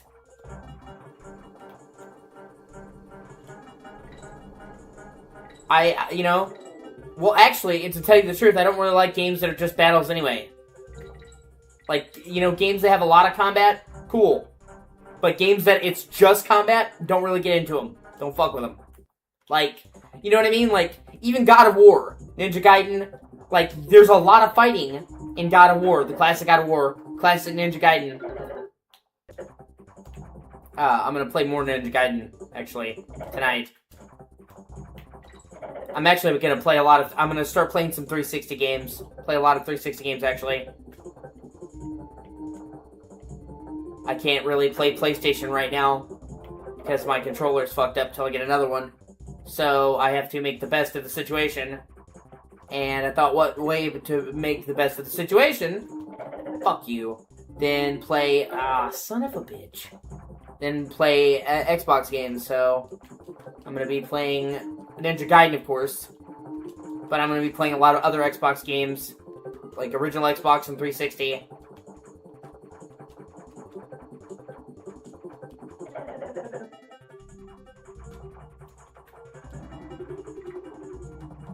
I'm probably going to... Max Payne 3 is probably going to be one of them.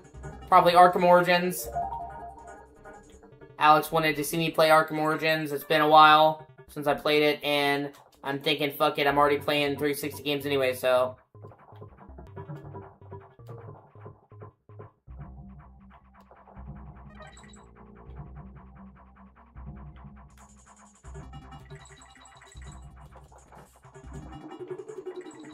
Probably gonna play The Force Unleashed as well. It's backwards compatible.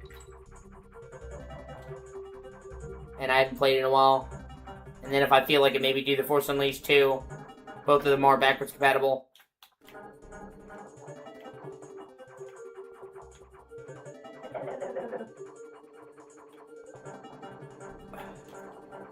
and some others. I haven't decided the whole roster yet. Probably Max Payne 3.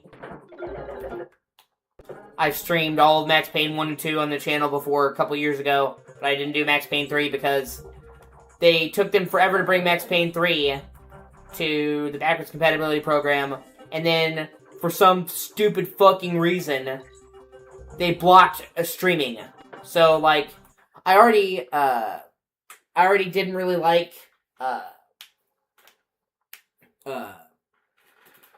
already didn't like Xbox streaming, because Xbox only lets you do Twitch streaming, and I fucking hate Twitch. But for some reason, Max Payne 3 would not let you stream to Twitch. It literally wouldn't even let you take screenshots. Like, 99% of Xbox games let you take screenshots. Even if you're playing a backwards compatible 360 game, you can still take a screenshot like you're playing an Xbox One game or Series X. Max Payne 3 wouldn't.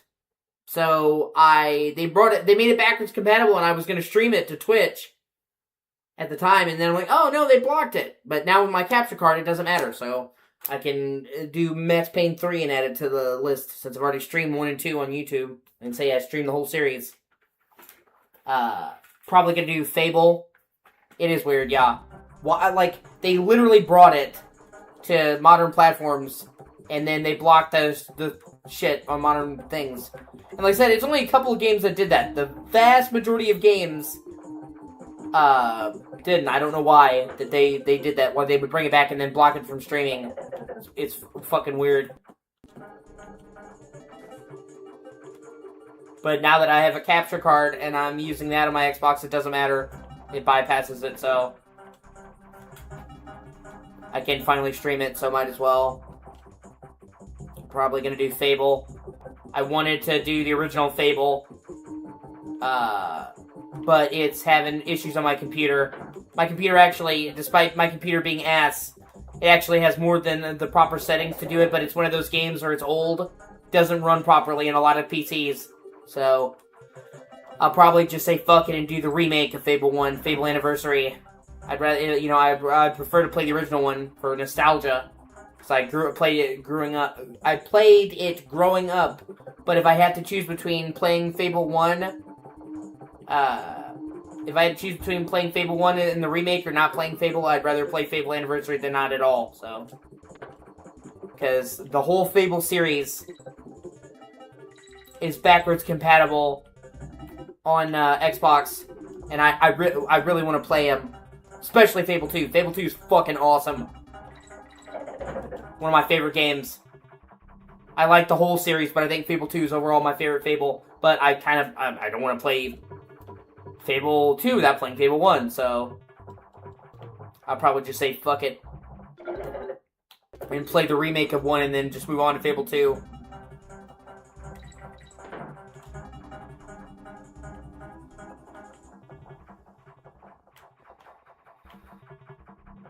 And like I said, a couple other games.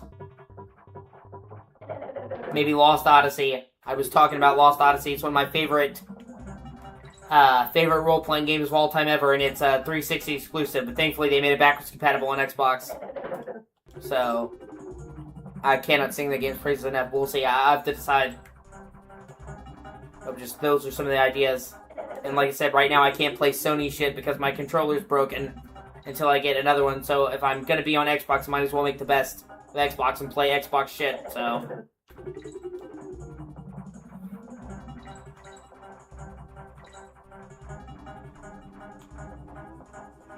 Also gonna be playing more Switch stuff.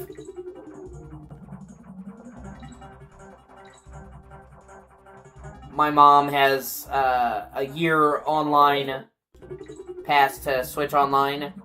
I wasn't gonna get it, but my mom, you get the DLC for Animal Crossing, so my mom has it, and that doesn't expire until June this year, and that allows me to play 64 games. And I wanted to stream some 64 games natively. Oh, fuck off! I wanted to stream some 64 games natively, but it turns out, it's weird how emulation works. That 64 is actually way more demanding to emulate than PS1. My laptop can emulate PS1 no problem. Xbox One can emulate a PS1 no problem. But apparently, it's actually really tricky to emulate 64. So, my laptop is not quite good enough to do 64. So, but Switch Online has a selection of 64 games. And if my mom already has the Switch Online, and she's letting me use it, then fuck it. Might as well play it that way. Like, I didn't want to use those services, because they kind of suck. But, like I said, if I had to choose between playing them or not, you know, I'll choose to play them on Switch Online. You know what I mean? Like, the goal was to emulate it on my PC, and or my Xbox One, and I thought, oh, hey, you know, PS1 actually was more technically advanced than 64. So, if my computer can do PS1, it should do 64, right? Wrong. That's what I'm saying, so...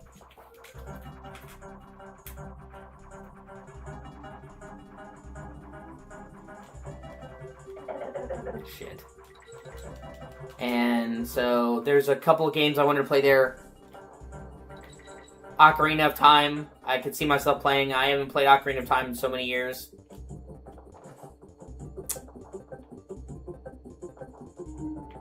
Paper Mario.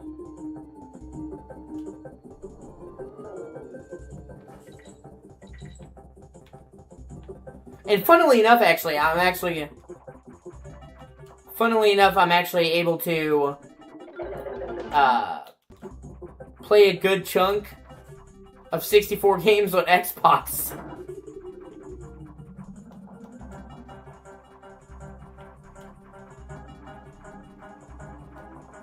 Like Banjo-Kazooie. I'm gonna be playing some Banjo-Kazooie. I love Banjo-Kazooie. I couldn't emulate it natively, but they actually, back in 360 era, ported Banjo-Kazooie and Banjo 2 to Xbox, and they were really good ports. They were done by Rare. Because even though Banjo-Kazooie started out life as a Nintendo series, Rare owned Banjo-Kazooie, you know what I mean?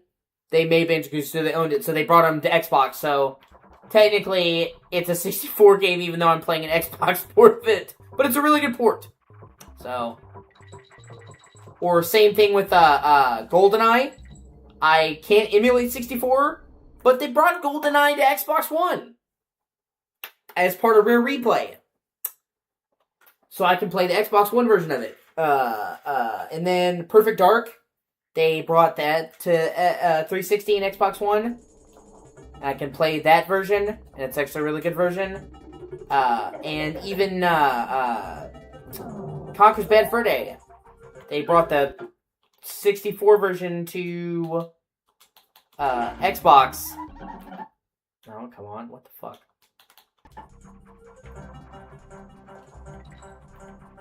So, technically, I can weirdly play a bunch of 64 games natively on Xbox.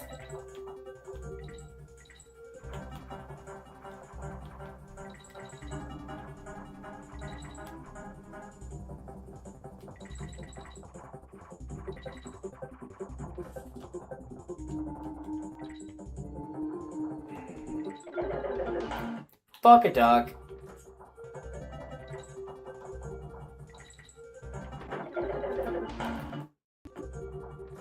Oh, that's cool.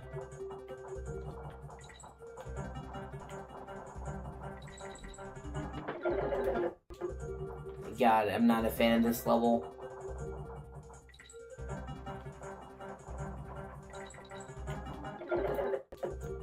And after I beat this, I've been going through the Donkey Kong Country games. After I beat this, I'm probably going to move on to Donkey Kong Country on Switch, Tropical Freeze. I wanted to do Donkey Kong Country Returns, okay? The problem with that is,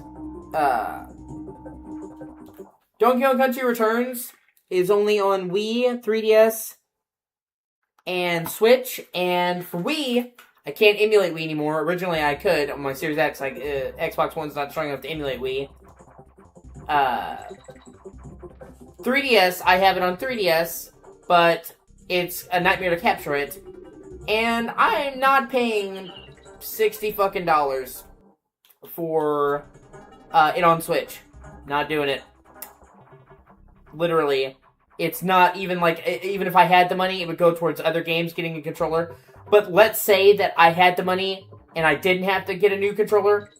I still probably actually wouldn't get it because it is a lazy fucking port. It's the kind I don't support. Like, people will give Sony shit for charging for a remaster. It should just be free. And, like, literally people got upset at Sony for charging, like, $10 for, like, Horizon Zero Dawn Remastered. And those are proper remasters. Like, they put a shit ton of time in Horizon Zero Dawn Remastered, by the way. It's like a night and day difference. Or Days Gone Remastered, they put a shit ton of time. I'll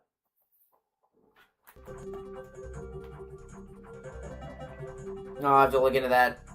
They put a shit ton of time into Days Gone Remastered, like an effort. And all they charged was $10. Okay? And I thought it was fine because it made a huge difference. And they made new cutscenes. They added new DLC. I thought it was just fine for a $10 upgrade fee. But people gave Sony shit for not making it completely free. And then they totally excuse Nintendo taking a fucking Wii game, putting it in a slightly higher resolution, and charging 60 fucking bucks for it.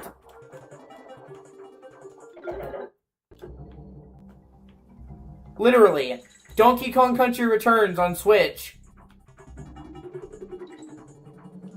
is just the Wii game with some slight alterations and basically put it in HD and they charge $60 for it. And it just goes to show you where Nintendo fucks people when they can get away with it, okay? For example, Metroid Prime Remastered. It's honestly kind of unfair to call that a remaster. It's a total remake. Every single asset was totally rebuilt from scratch in a new engine. Lighting, textures, menu, enemies, cutscenes, all of it rebuilt from scratch in a new engine. I don't even think they're using any of the fucking code. And, yes it is. It has Luma. I'm limited right now because I don't have an SD card for it. That's the whole thing. Add it to the list of things I need to get money for.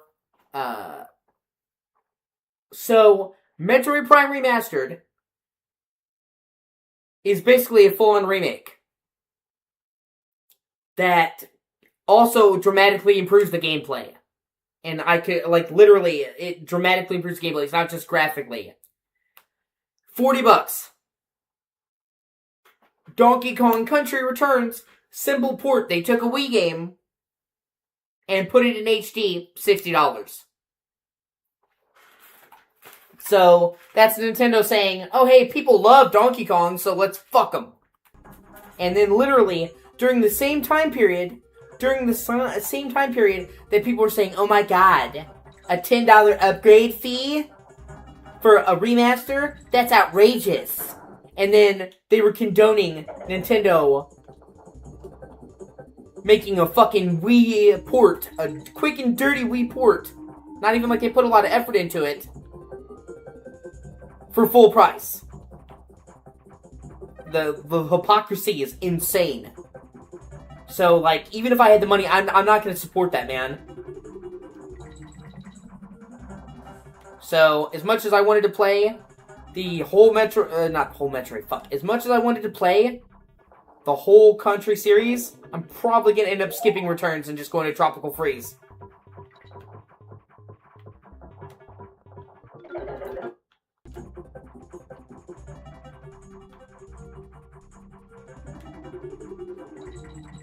You know, like, or like Xenoblade Chronicles. Xenoblade Chronicles. They brought that to Switch. That was like a full fucking remake. I've gushed and gushed and gushed about how much I love Xenoblade Chronicles. And the Switch version's amazing. They remade everything from scratch for Switch. They added a bunch of quality of life features, then they added a brand new expansion that was never in there, okay? So, like, do you see what I mean? Xenoblade Chronicles. They are, yeah. Perfect comparison. Xenoblade Chronicles, they remade the entire game for Switch. Remade everything from scratch, added a bunch of quality of life features, and then added a brand new, 20-hour expansion. $60. Donkey Kong Country Returns, they took a Wii game, they put it in HD, slapped it out. Also $60.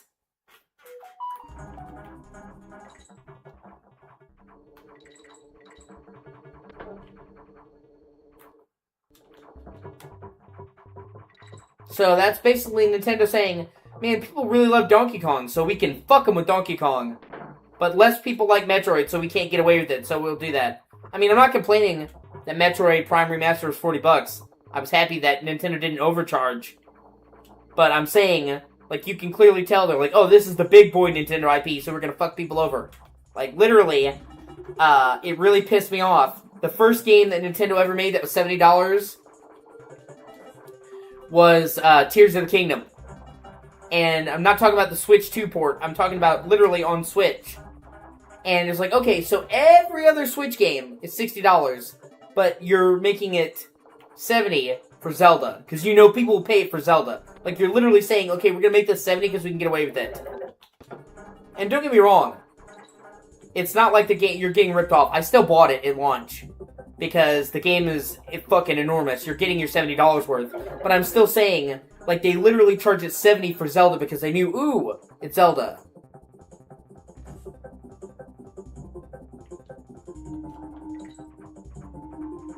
Yeah, they added a character. They added a character in fucking a free update.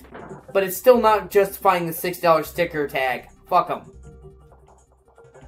Oh man, we added Dixie Kong. Or whoever into the Switch version. I don't give a shit. Fuck off. That does not justify $60 fucking full price tag.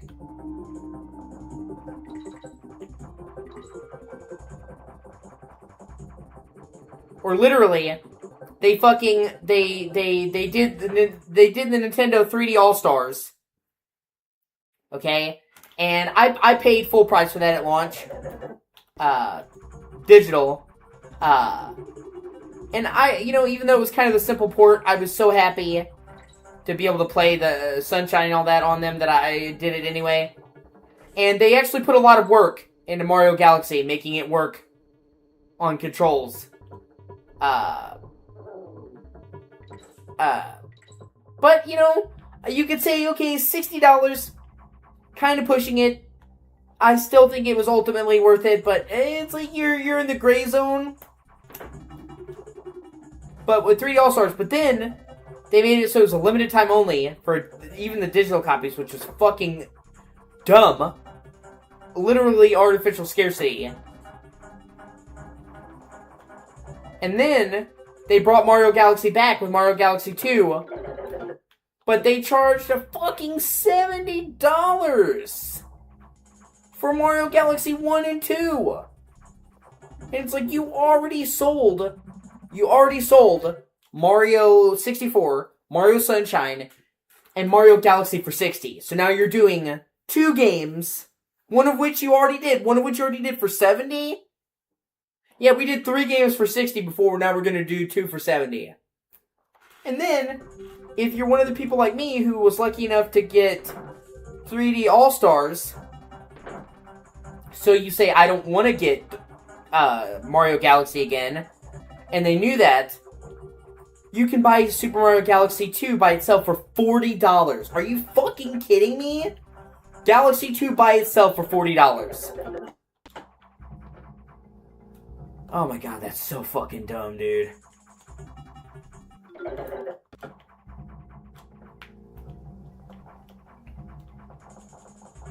And literally, and it was kind of it was almost like a monkey's paw situation. Because people when they first made the 3D All-Stars collection, I remember people saying, "Where's Mario Galaxy 2? You guys should add Mario Galaxy 2. You guys should add Mario Galaxy 2." And it was like, okay, we'll give you Mario Galaxy 2, but we're gonna way overcharge you for it. When all anybody wanted was just for them to fucking add it as DLC to Super 3D All-Stars. Fuck.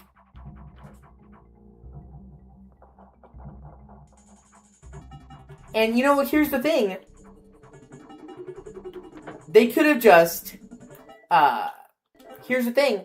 They could have just done it as a $20 DLC for All-Stars.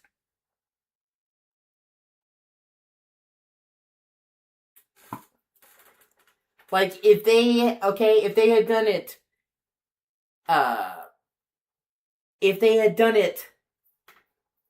literally, if they had done Mario Galaxy 2 as like a $20 DLC for 3D All-Stars, I would have been fine with that. Hell, if they had released Mario Galaxy 2 by itself for $20, I would have been fine with that. Like, I would have been fine paying $20 for Mario Galaxy 2, a port of Mario Galaxy 2. Because they did put effort into it to convert the controls to, you know, standard controls. And making the touchscreen work and shit. Some effort was put in. Like, if they had done $20, it would have said, okay, 40?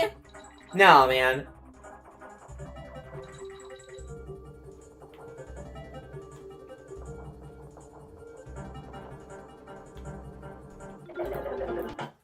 God, I hate this level. I really do. This level's fucking dumb as shit. Like, this level sucks ass. Yeah! Yeah, they did, too. I remember that. Mario Galaxy 1 and 2 was on Wii U for 20 a pop. And I actually had Mario Galaxy 2 on Wii U. But that's what I'm saying. On Wii U, they were struggling, so they knew they couldn't get away with it. On Switch, they're doing good, so they can get away with it. That's what I'm saying. Nintendo got fucking lazy. Switch was so successful that it made them lazy. That's why Switch 2 sucked. Because Switch 1 was so successful that they didn't have to try, so they stopped. Yeah, that's what I'm saying. They know that, though. So many people love Mario Galaxy, dude. Many people don't have a Steam Deck. So, they get people...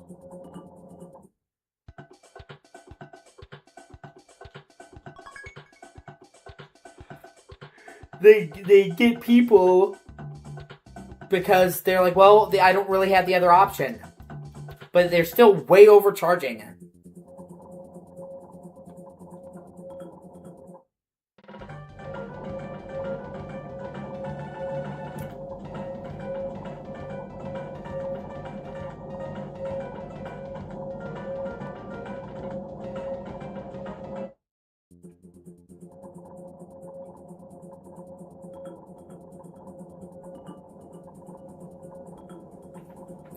Kong fused cliffs. Okay. Oh.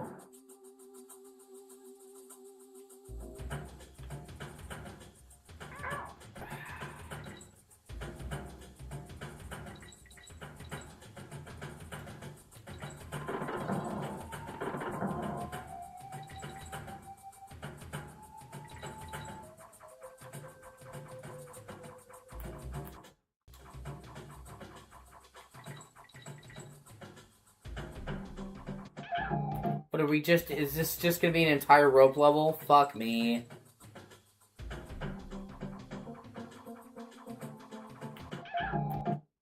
Yeah, it is. Yeah, I've got real mixed feelings about this game, honestly. I don't hate this game. I don't think this game is bad, but no, I'll reserve my final judgment. But thus far, Donkey Kong Country 3 is not anywhere near as good as 1 or 2, in my opinion. It's a good game, but 1 and 2 are fucking great. This is just, eh. And I think that's why people hate it.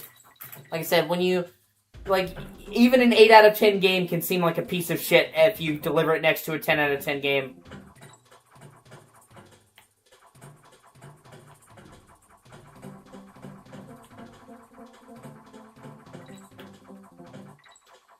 So, I think the hate for this game is overblown. But But I can understand where people were kind of pissed off with this because it's not as good as the preceding games.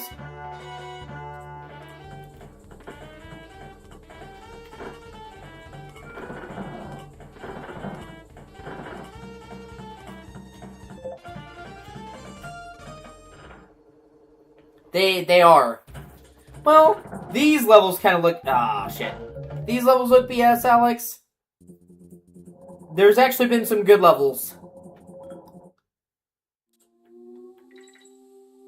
It's kind of been this world that kind of fucking sucks.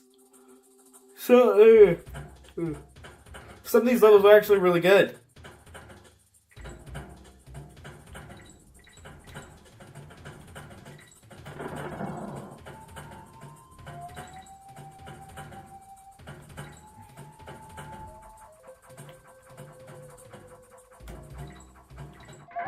Ah, fuck off.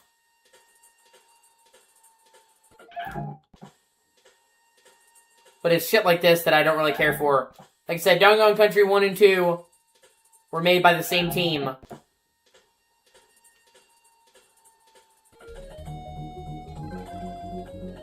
And then they were busy making, after Donkey Kong Country 1 and 2, yeah. After Donkey Kong Country 1 and 2, that team went on to make Banjo-Kazooie.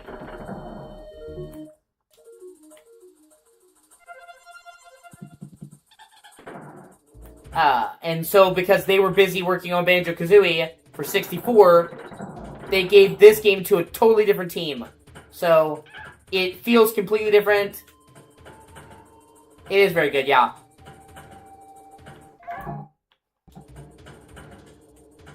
Which, fun fact, Donkey Kong Country Returns, and Tropical Freeze, Alex, are both done, by Retro Studios. The same people that did Metroid Prime. Even has the same composer. The guy who normally does the Metroid games. And it's just so weird because you never think of the Metroid Prime teams. You never think of the Metroid Prime teams doing fucking Donkey Kong, but they did a great job, like you said. Donkey Kong Country Returns was awesome. It's just one of those things where it's like, wow, I would never have thought this is the same team that did Metroid Prime.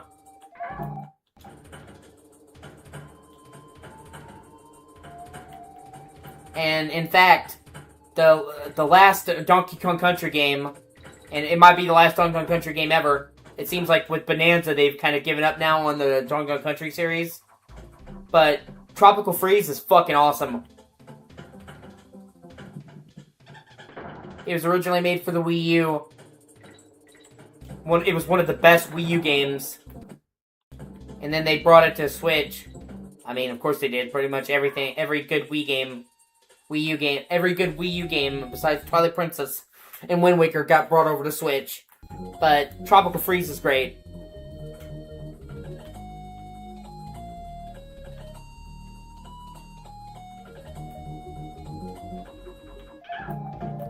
But yeah, Tropical Freeze is fantastic.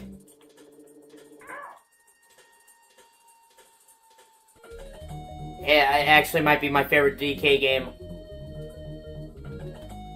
And it had really clever enemies. You're fighting these things, these guys called the Snowmads. And they're basically like, walruses that are Vikings.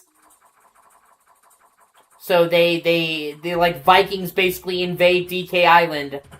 They freeze all of Donkey Kong's island and cover it in snow and then kick him over an island and you gotta make it back. So I kind of like how they have like a Viking aesthetic.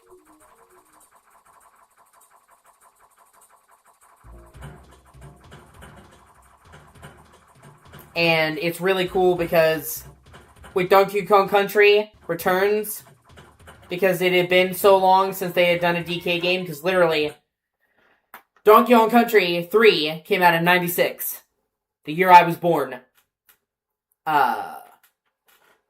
And then they didn't do another Donkey Kong Country game until 2010. So literally 14 years. They focused on the classic DK settings.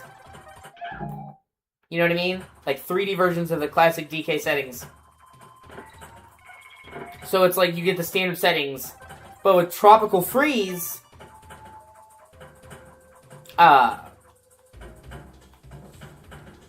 With Tropical Freeze, they focus on all these different islands. One is based off of, like, Alpine Mountains. Another one is based off of, Africa. And so they have a whole, like, a very wide array of environments.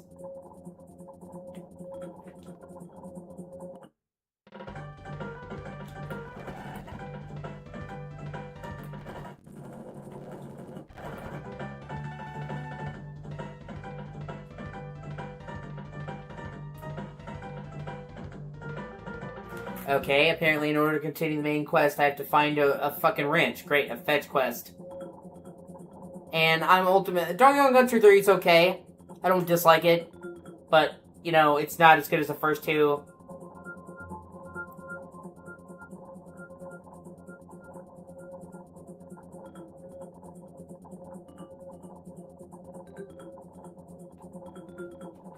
Yeah, it's really good.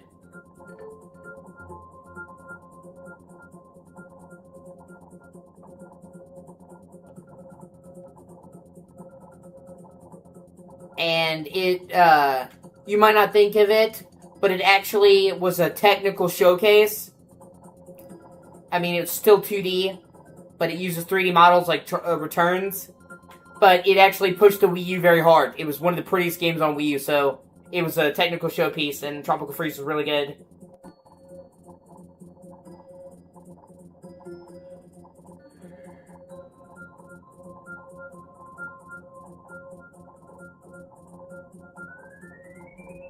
Oh, no, okay, that's the optional thing. Never mind. Floodlit fish. Oh, great.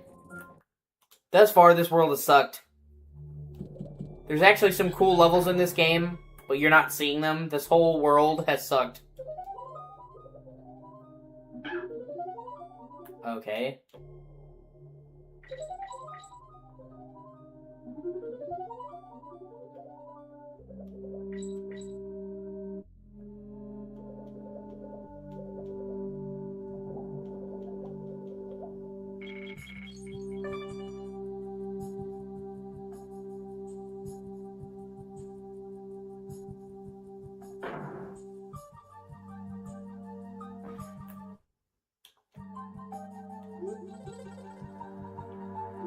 Ah, okay, I'm playing the fish.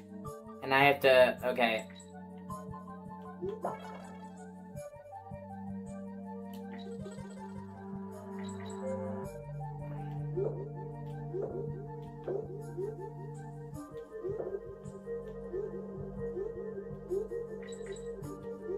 Because I was gonna say, I don't think this is as good as Donkey Kong Country 1 and 2, but it still has good levels.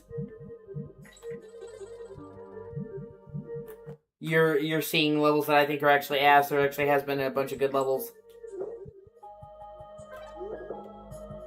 This level's actually been pretty decent so far.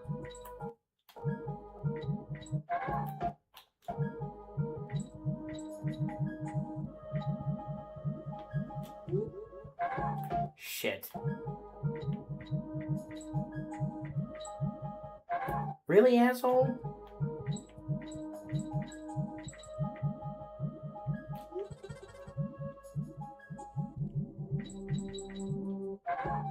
Fuck.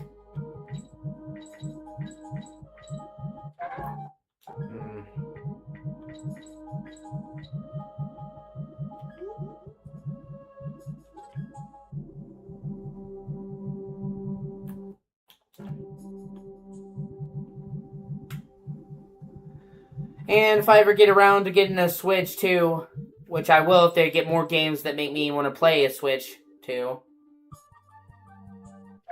Yeah. Well, the water levels of Donkey Kong are usually pretty good. You saw in Donkey Kong Country, man, they had good underwater levels, and they had one of the best tracks ever. Aquatic Ambience. Literally won fucking awards over that song. But you know, I thought, oh, it's an underwater level, but like every level in this world up to this point, it fucking sucked.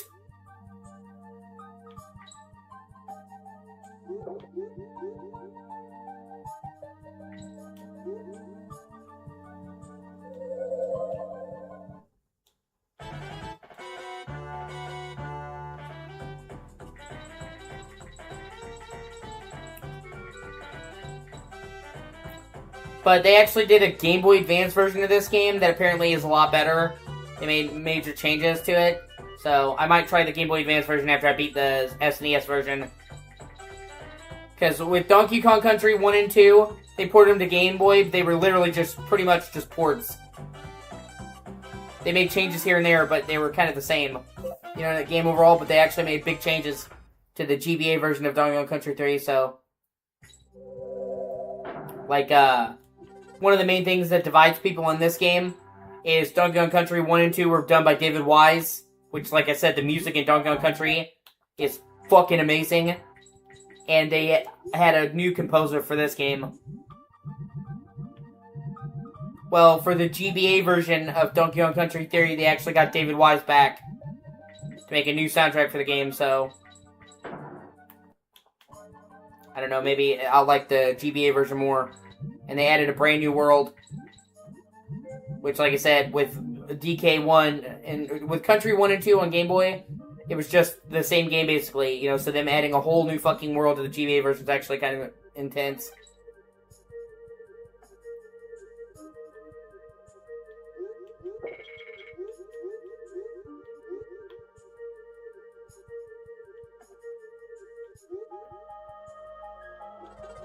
And yeah, usually Mario has good water levels.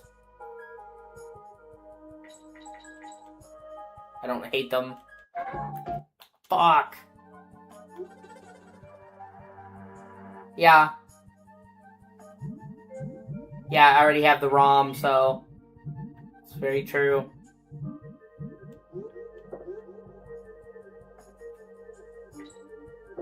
And if I like it, I'll keep playing it. Ah, fuck, I went the wrong way. I went back. Like I said, I've already got the ROM.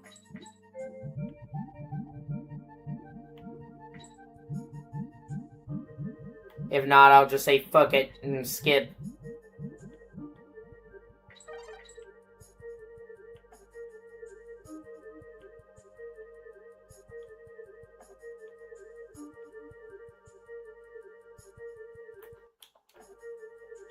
The tropical freeze. Plus, the GBA version has achievements, so either way, just playing it, I'm getting my gamer score. I am gunning for the top 1% on retro achievements, softcore.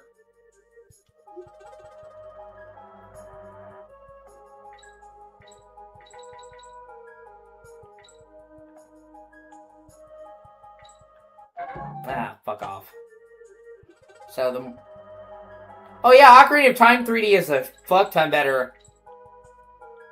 I wouldn't even say a bit better. It's a massive improvement in every conceivable way. It's a total remake.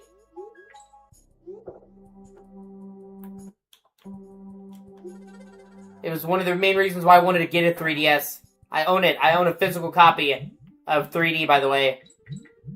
It's in my 3DS as we speak.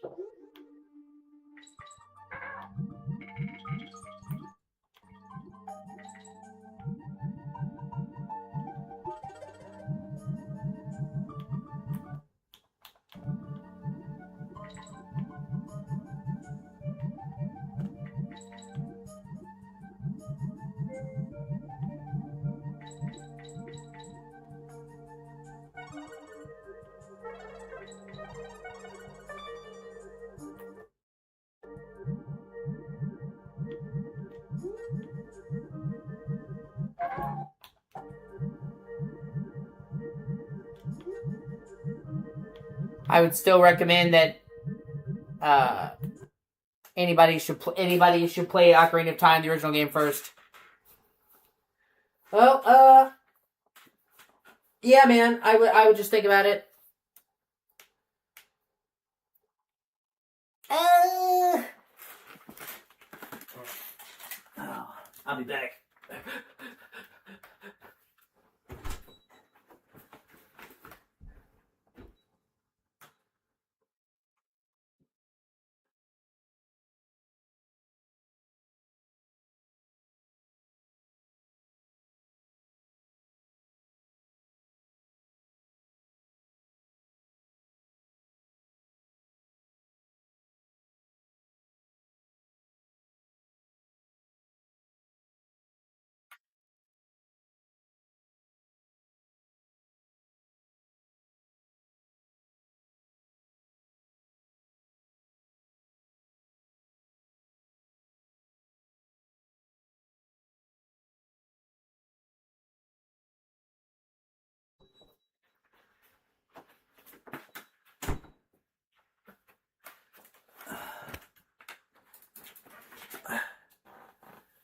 Yeah, they made improvements though.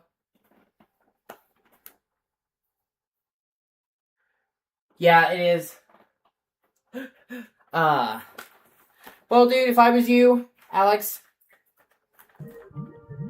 after you're done with your PlayStation grind,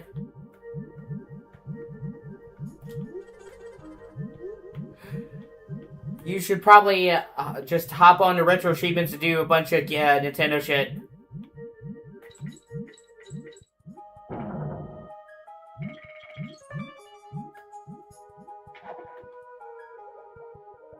It was originally, yeah. 3DS and Wii U.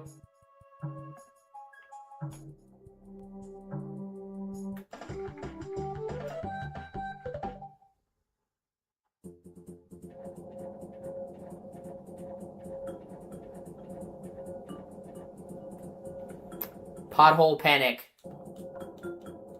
But no, they recently just added,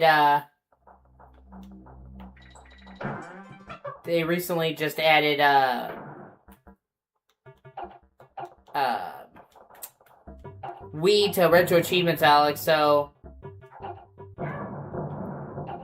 what better way to switch over from PS than to go all the way over and do Nintendo? Just total shift.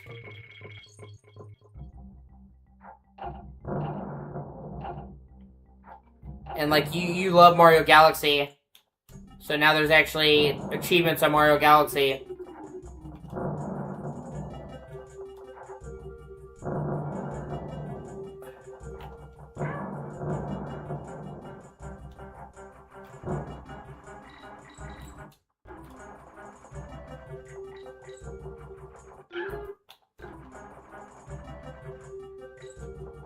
Oh, there's that as well.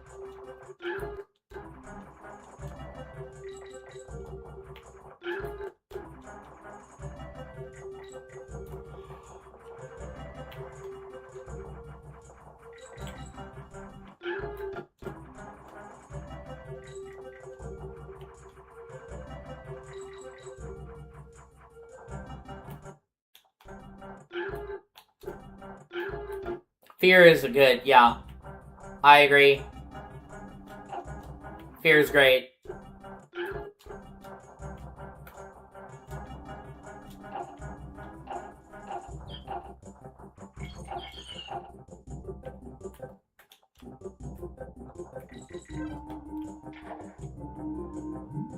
Also, you can definitely do what I've been doing and play a bunch of classic games, Alex.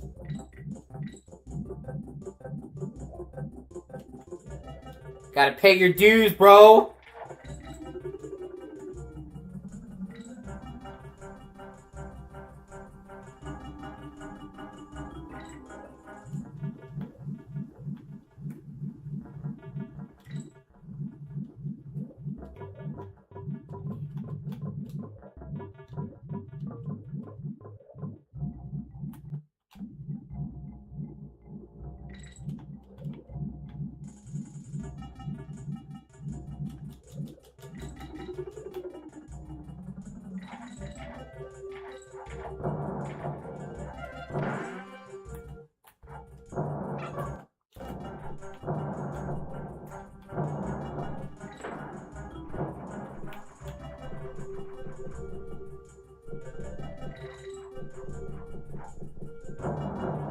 Yeah, you can play some retro Sony games.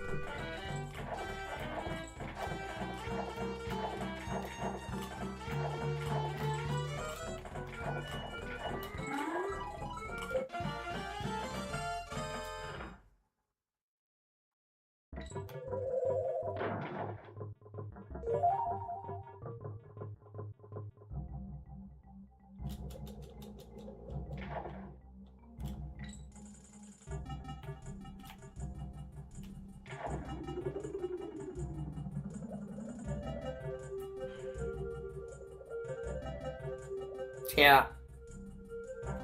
Actually, believe it or not, I'm actually going to probably play some more classic Resident Evil. Resident Evil 1 through 3 actually have retro achievements. A bunch of them. I'm like, oh shit, I recently played through them on PS5 through PS1 emulation, didn't have achievements. So I'm honestly tempted to bring out the classic Resident Evil games again myself just to get some of those sweet, sweet achievement points.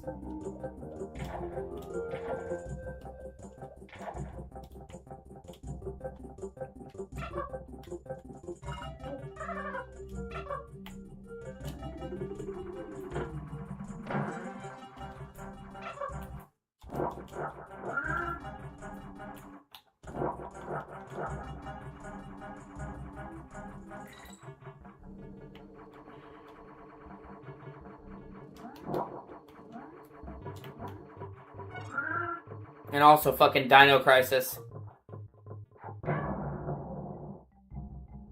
Since they never, you know what I mean?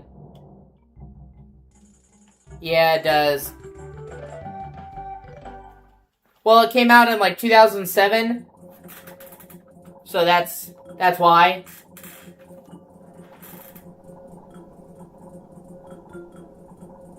I'm actually going to add more PS1 games to the roster as well. Actually, hold on a second.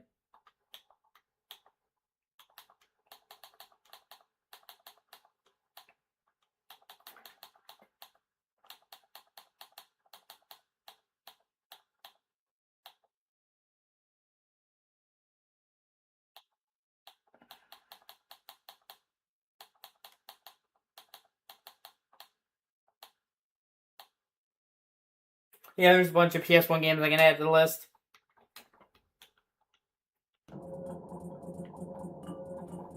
Ropey Rumpus. Okay, that just sounds kind of dirty, but alright. Yeah. I'm glad they went back and decided to add that, too.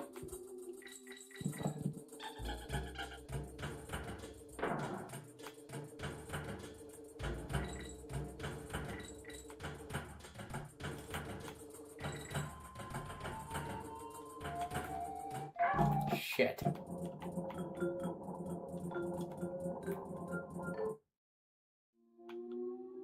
But honestly, Uncharted was kind of the exception.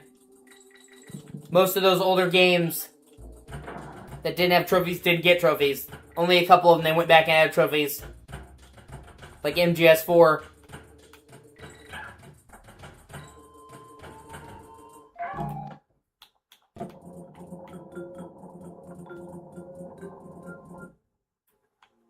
Yeah, dude, you know, I keep telling you, man, that you need to play Incredible Hulk Ultimate Destruction. Okay, dude? Like, the general consensus is that Incredible Hulk 2008 was basically a much worse version of Ultimate Destruction. And it kind of was.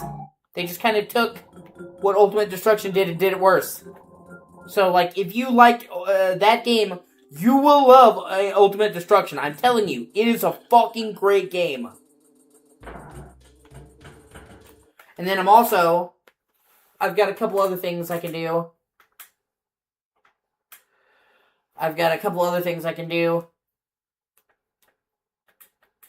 Number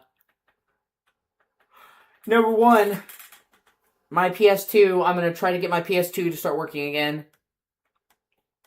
My PS2 got dirt and shit in the lens. And it stopped reading discs. But my dad gave me some compressed air. So I'm going to try shooting compressed air into the lens to try and clean it and get it to work. And obviously there's no guarantees. But if I can get my PS2 to work, that would be great.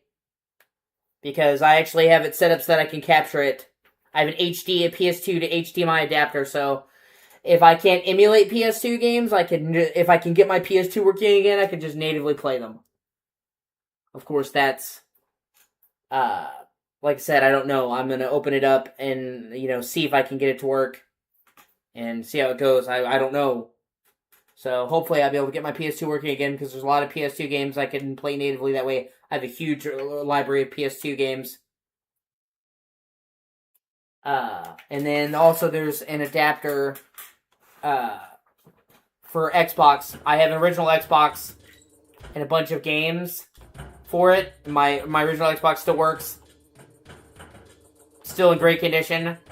There's an HDMI adapter for that too. And I think it's like $10, $12 I've seen them. And if I get that, I can capture original Xbox games. Because a shit ton of original Xbox games never came to Xbox One and backwards compatibility that I'd like to play. Like Ultimate Spider-Man. Oh yeah, and Splinter Cell. I need to play Splinter Cell. All the Splinter Cell series is backwards compatible on Xbox One. That was one of the games I was thinking about playing. And I fucking love Splinter Cell. I love the whole series. So I could definitely see myself playing through the entire series on Xbox. Streaming it.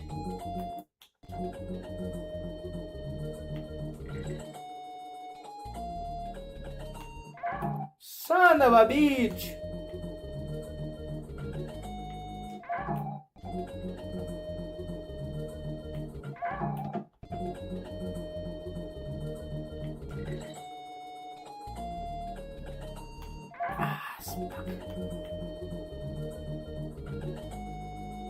Oh yeah, if I ever manage to be able to set it up for online.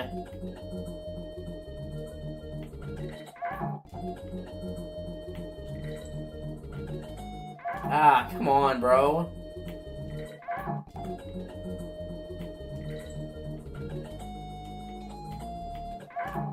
Give me a break, dog. God.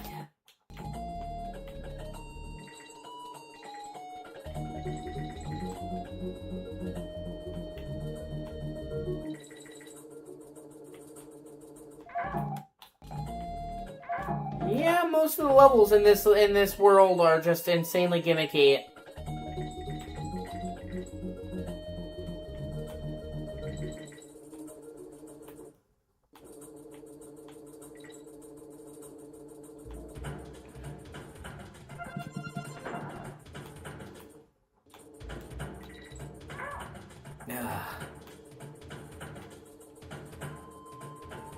And I'm pretty sure that's why. I think this is the last world.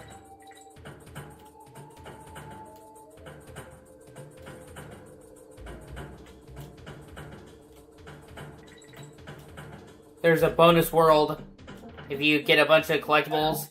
I'm not doing that.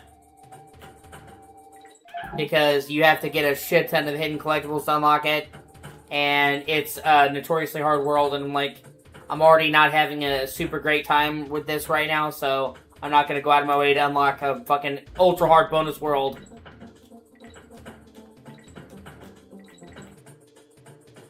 Fuck!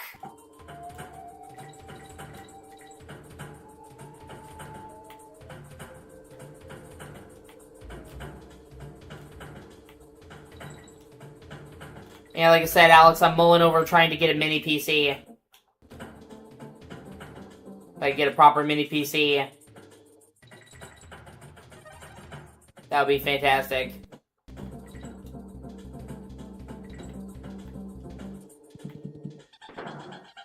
That could emulate PS2 games, that'd be amazing. I don't need something insane.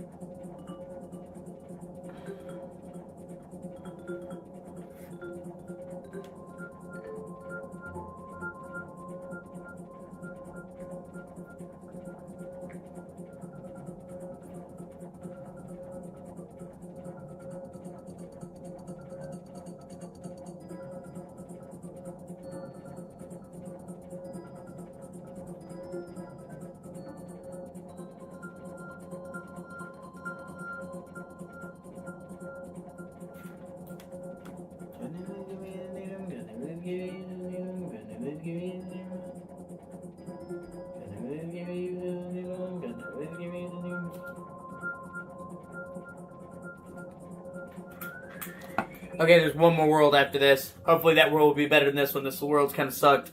But honestly, the other worlds are pretty good. This is the only world in this game I played. I'm like, oh my god, what is this?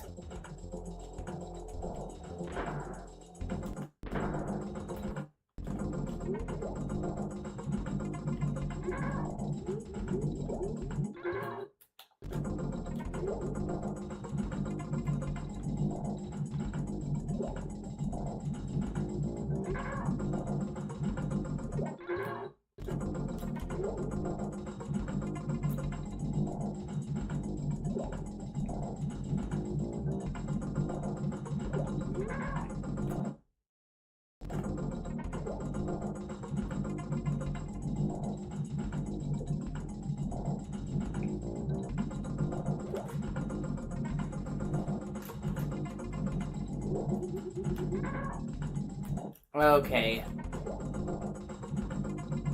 I'm honestly not sure how to kill that fucker.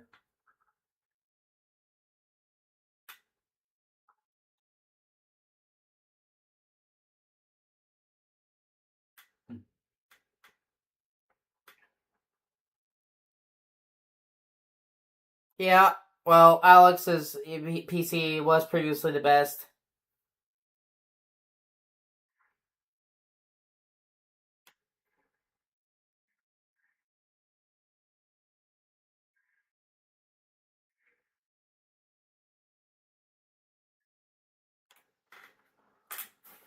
But honestly, Alex is just his PC. Alex has enough money that he could get a better PC if he wanted. Like, he literally is choosing to use his PC, keep it the way it is. Trust me when I tell you, if he wanted to upgrade, he could.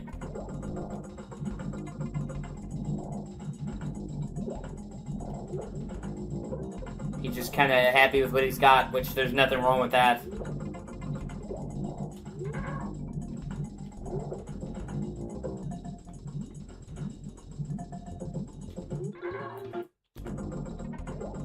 Yeah, dethroned.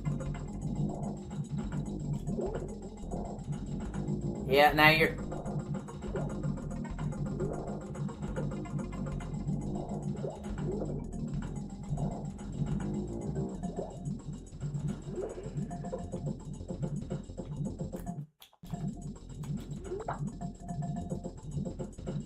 Yeah, look at him with his fucking googly eyes.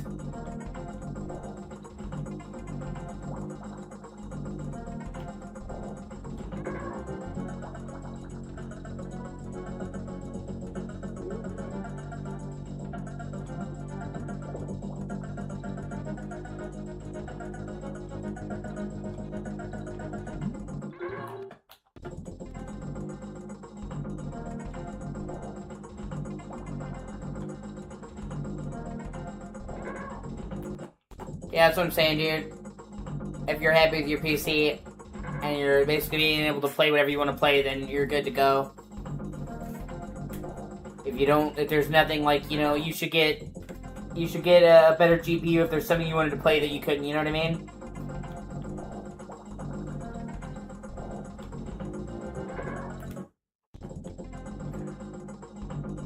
If you're already being able to play basically whatever you want to play and you're happy, then there's no real point.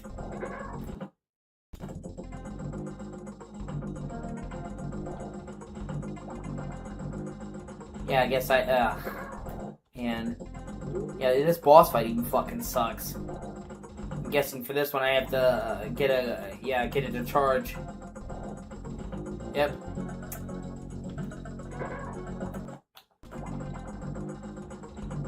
Oh, this is fun.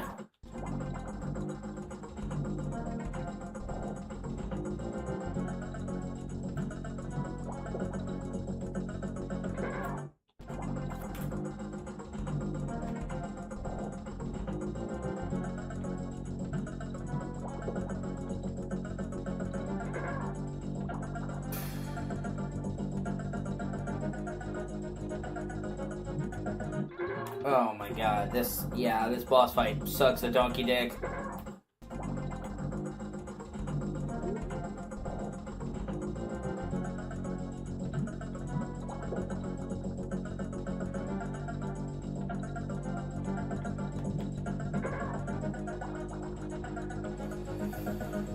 Oh boy.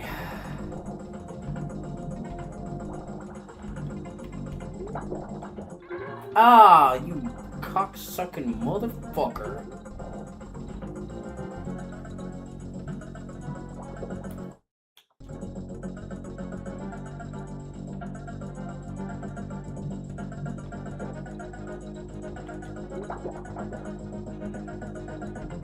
And it just looks silly as shit. It's fucking Google eyes bouncing around like.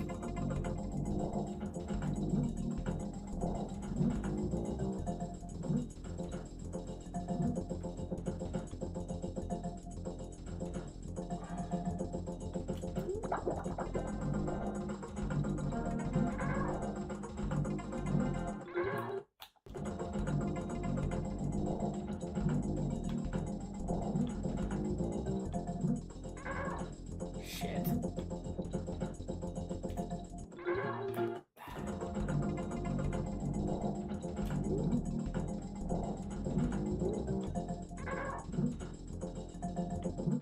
Ah, you asshole, yeah.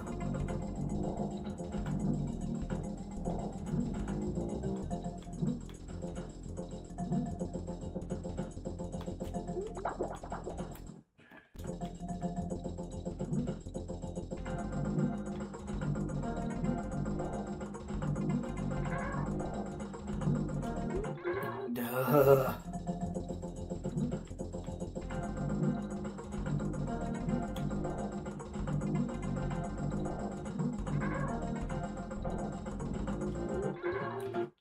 Fuck off.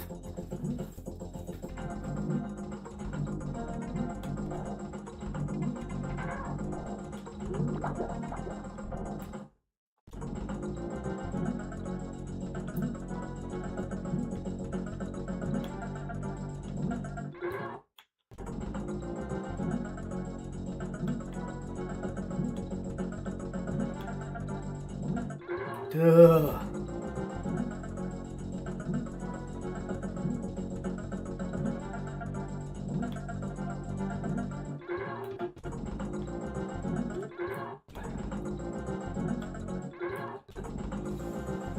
Ah.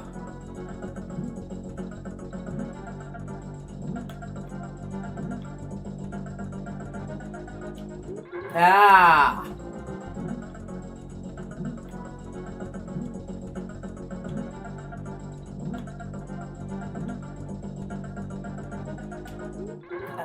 The window that you have to get him is so fucking small, man.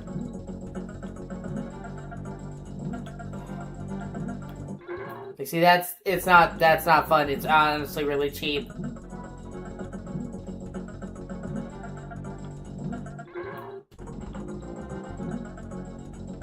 Fucking Google that, bitch.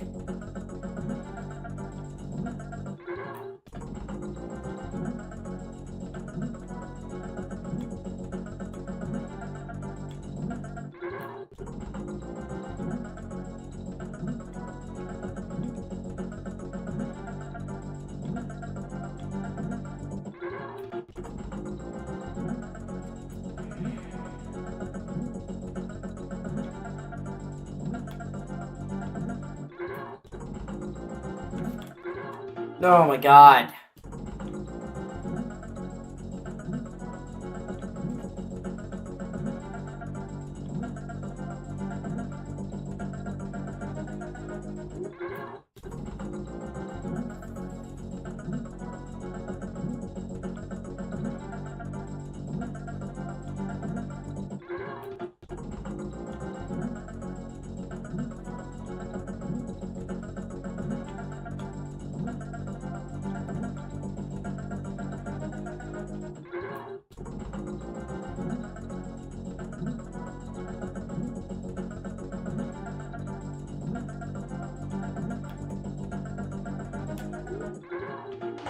Oh, come on!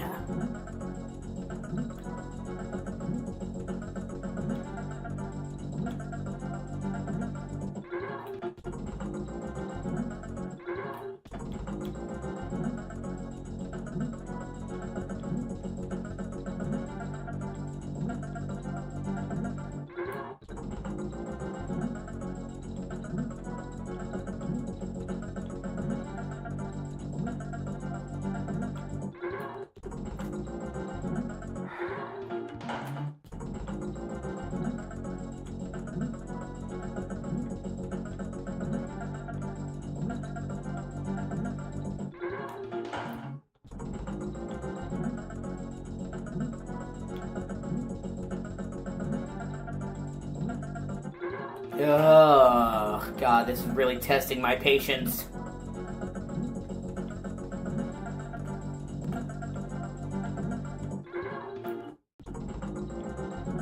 Yeah, the whole ass.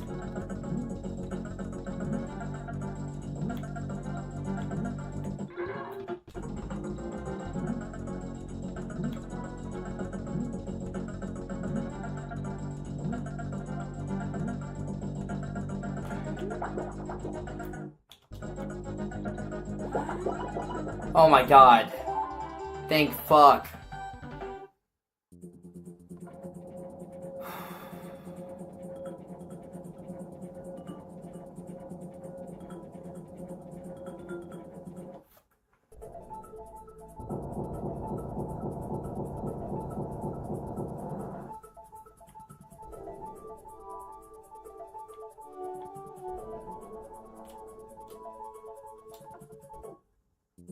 Hopefully this last world won't suck.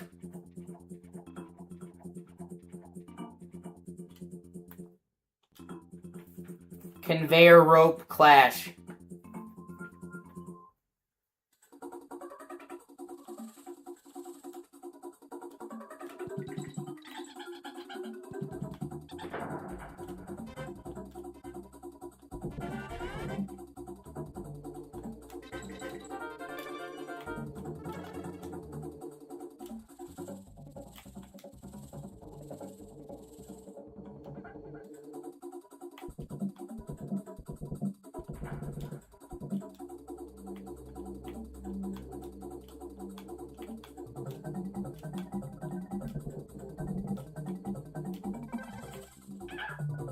Already this world has been a lot better.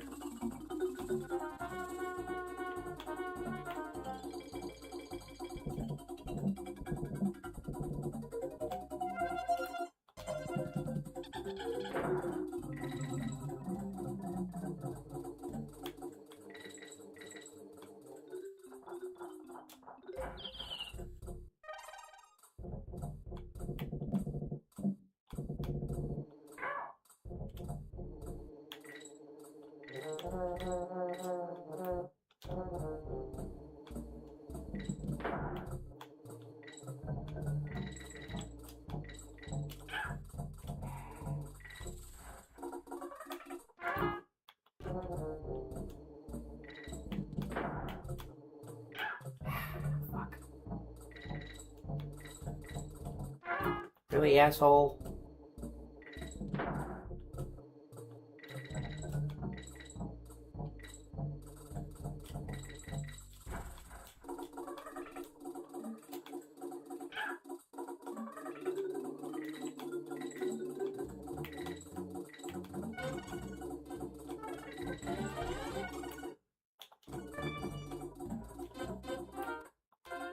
Okay, so that level wasn't bad. Just good old solid platforming. If we can keep up that pace, then this last world won't suck ass. So, Creeper Caverns.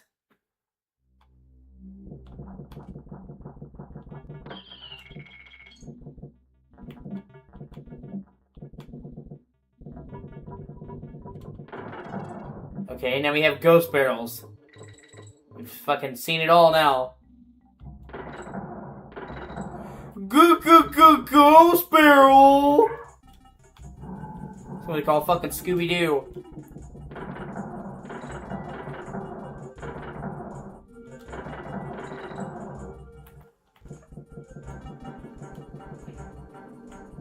Well, zoinks!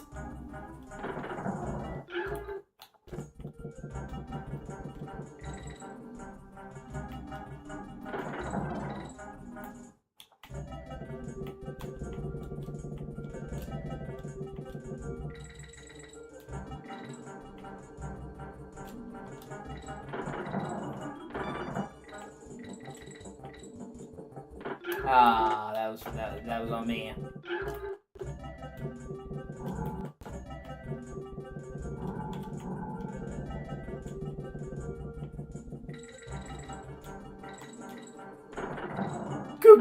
Yeah, ghost barrels.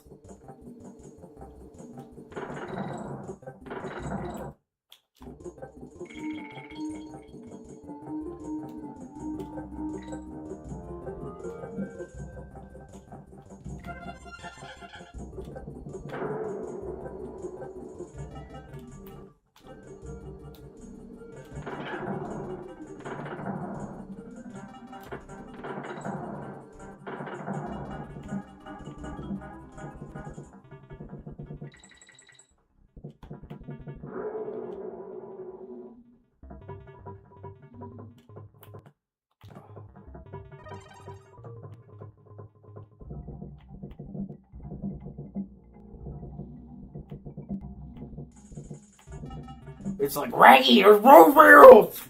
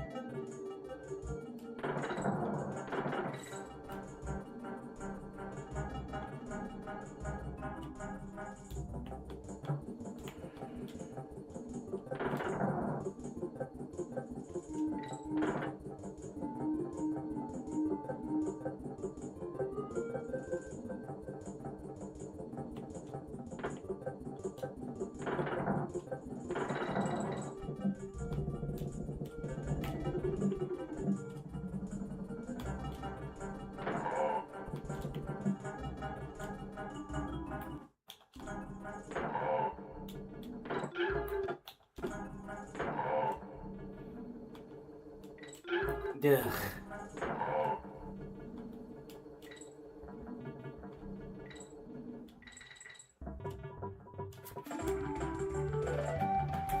Okay, so far this world hasn't sucked ass, so...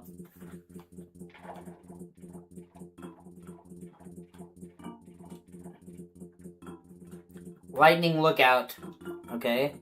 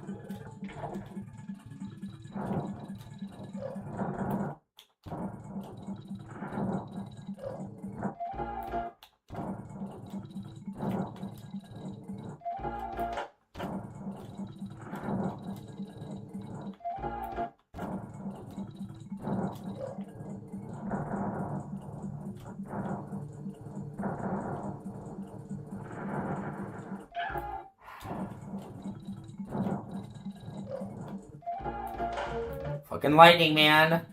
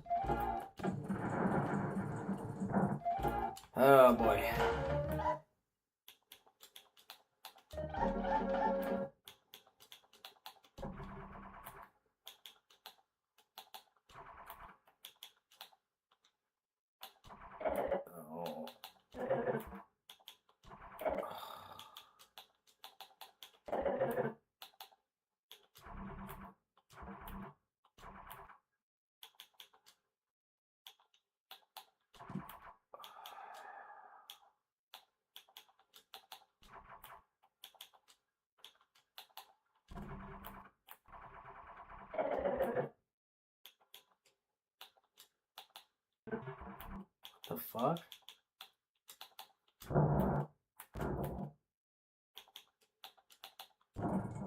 Okay, I was about to be like, what the fuck? Like...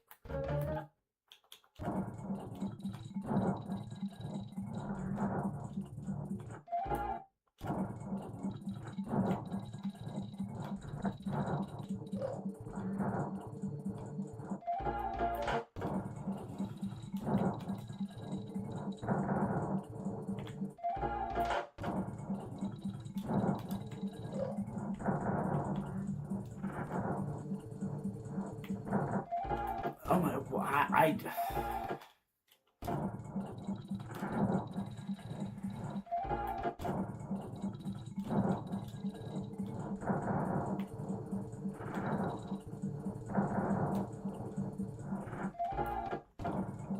I wish there was some, like, discernible fucking pattern for when this shit strikes. I swear to God. If there's a pattern, like, I'm not seeing any rhyme or reason. Right? I thought so too. I don't know what the fuck happened. I guess I saved over another slot and forgot. That took me back like most of the last world.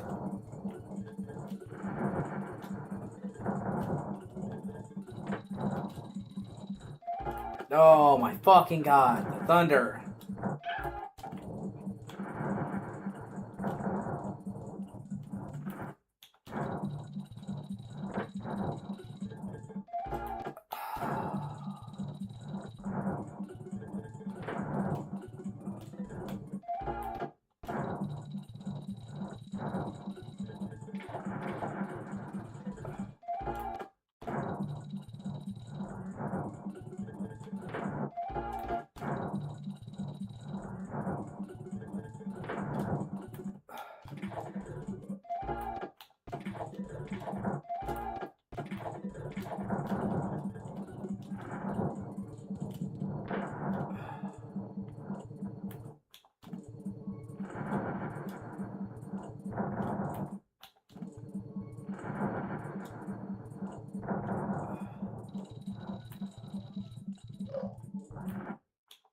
There's a what?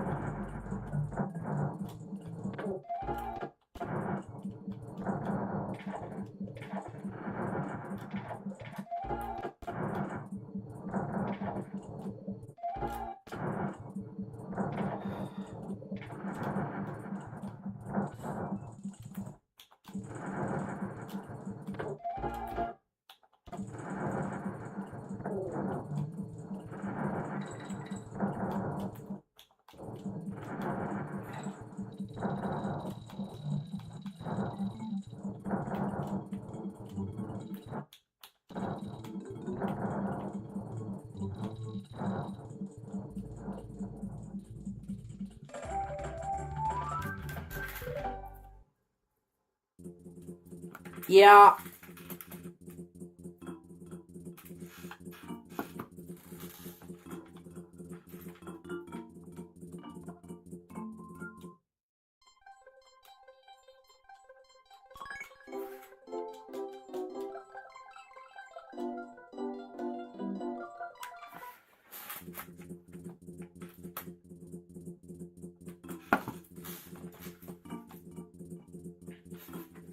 Coindozer Clamber.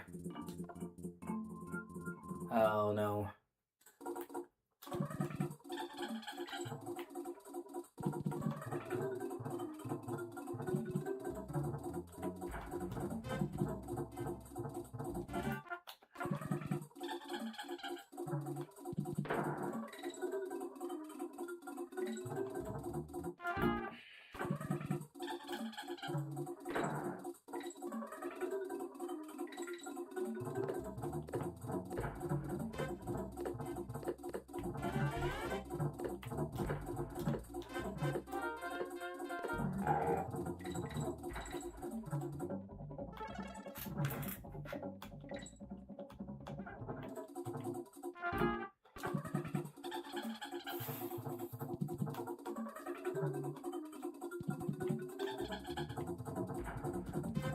Oh, fuck off!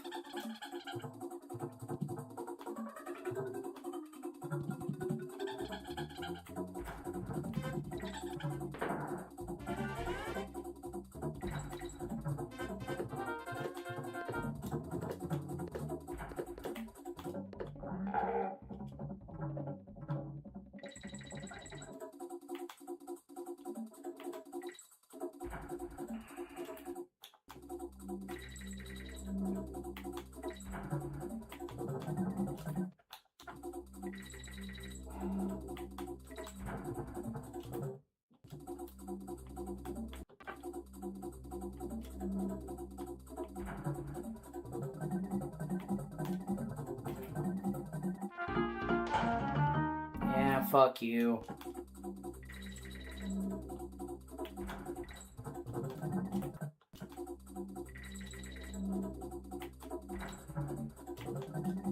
God.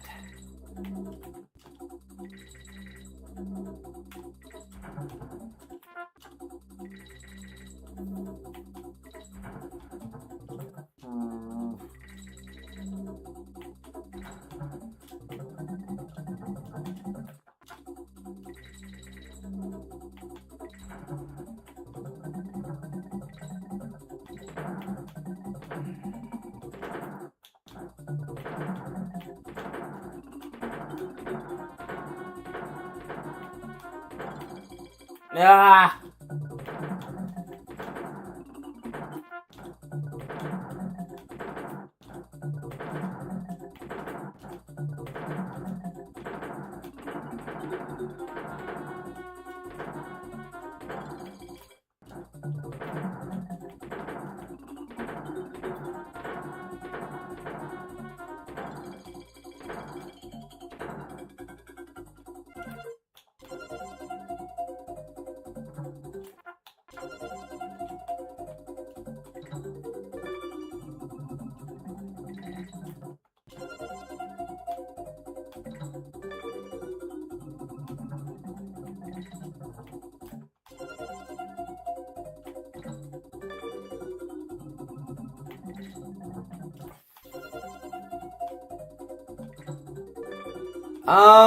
I would say it's about the same length.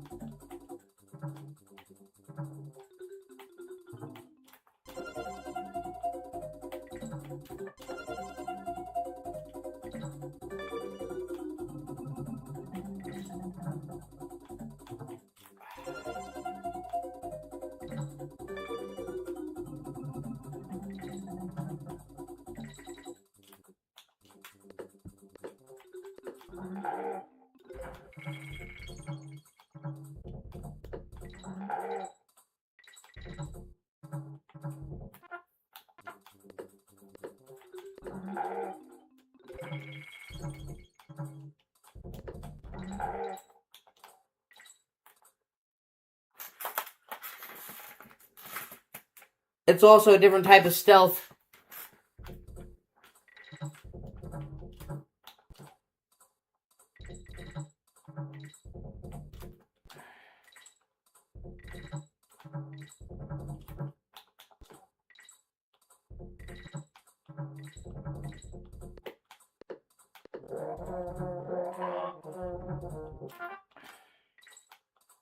Also, make sure you switch to the new camera. The original Metal Gear Solid 3 had a fixed camera, like 1 and 2. Then they did an extended edition that had a fully rotatable 3D camera. It was the first Metal Gear game to do that. And you have to click in the right stick on PS3, PS2. But I'm not sure. Fuck! About on Vita. Although I would recommend that you not play it on Vita, but I guess at this point you're determined.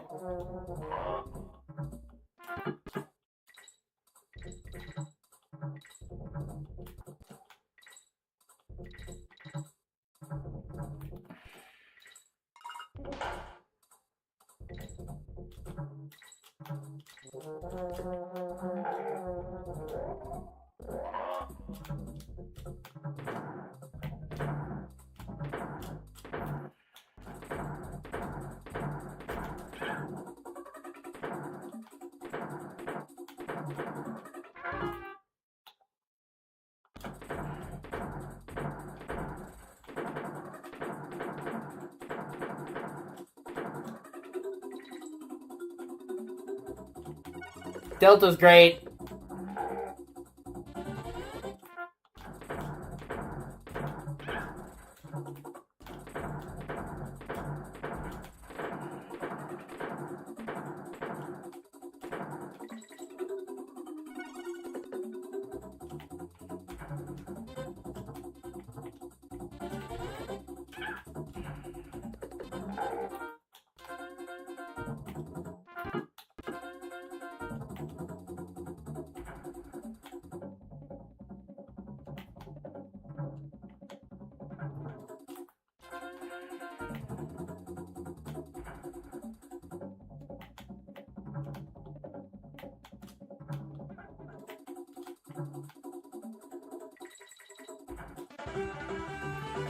Yeah, I have the platinum trophy for Delta. Poisonous pipeline. Oh, that sounds terrific.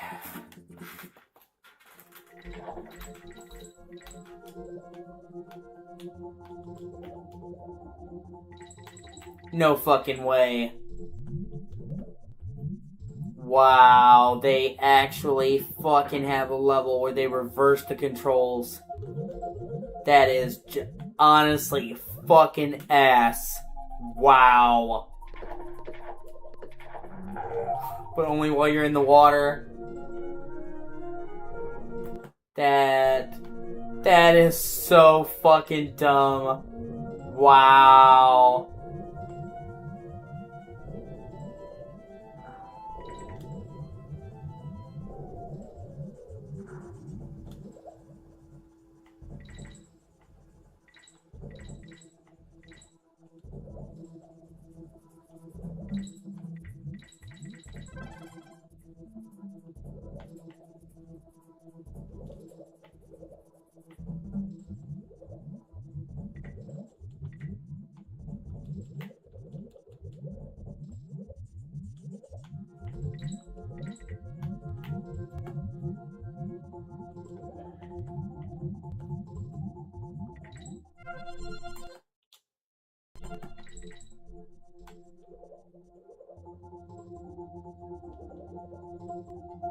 Okay, Ms. Kiff.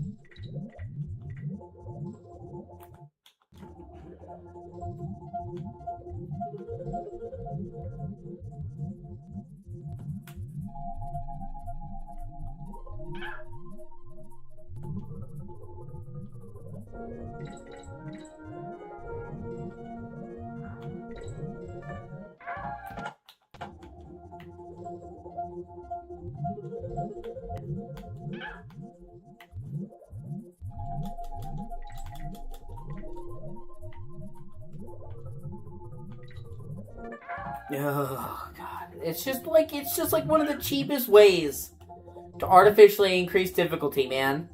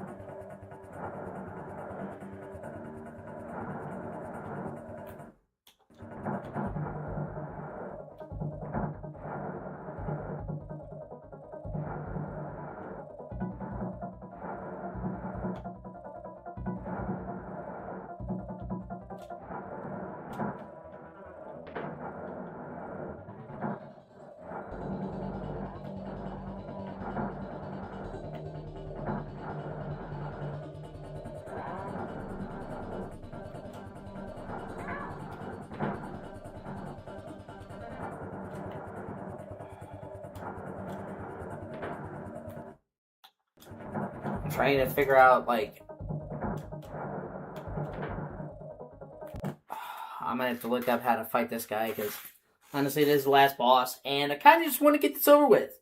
So I can either move on to Donkey Kong 3 on Game Boy and hope that that's better because it overhauls it, or just move on to Tropical Freeze or whatever. Or probably play another game. Like, I'm doing this just to do this at this point. You know what I'm saying?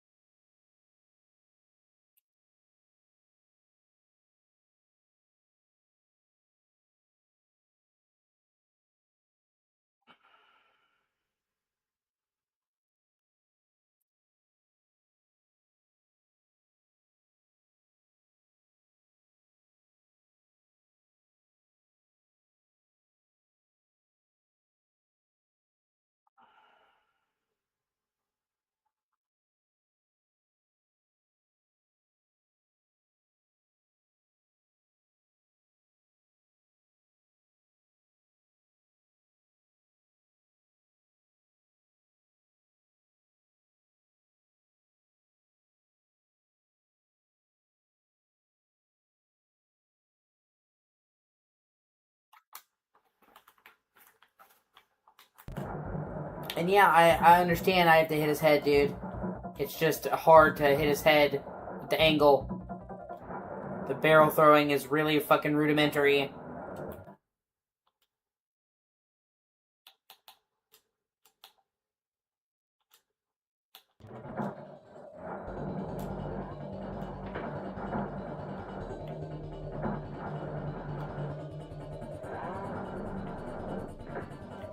So yeah, I've got to jump into it. Okay.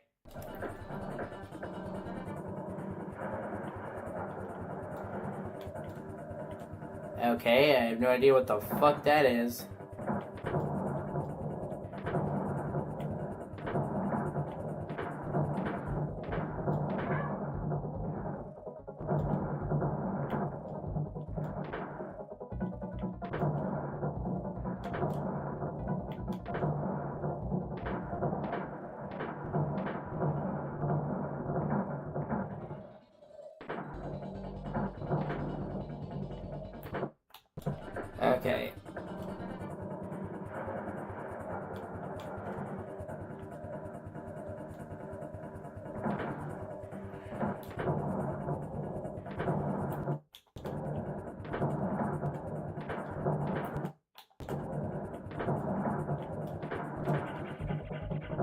There we go.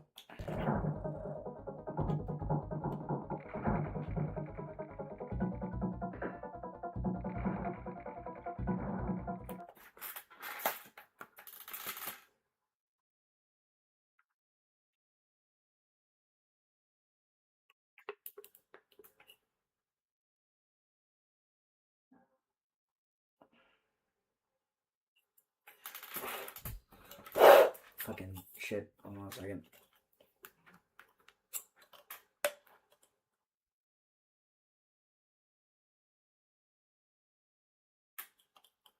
Yeah. Okay.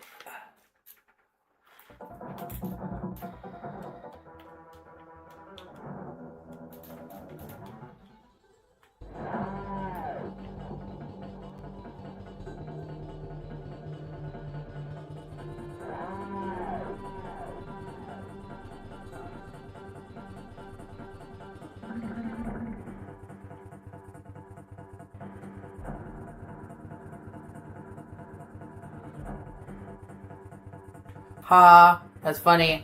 We were talking to Scooby-Doo earlier. He's like, I would have got away with it if it wasn't for middling kids.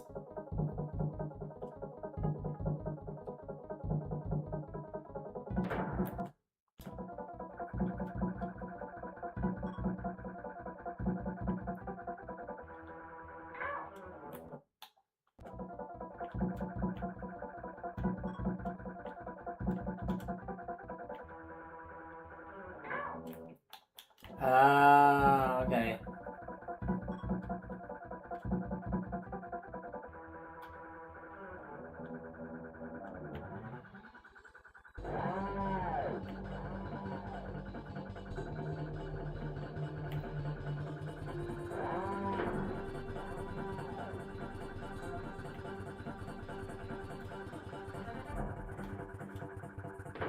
Ah, you bitch.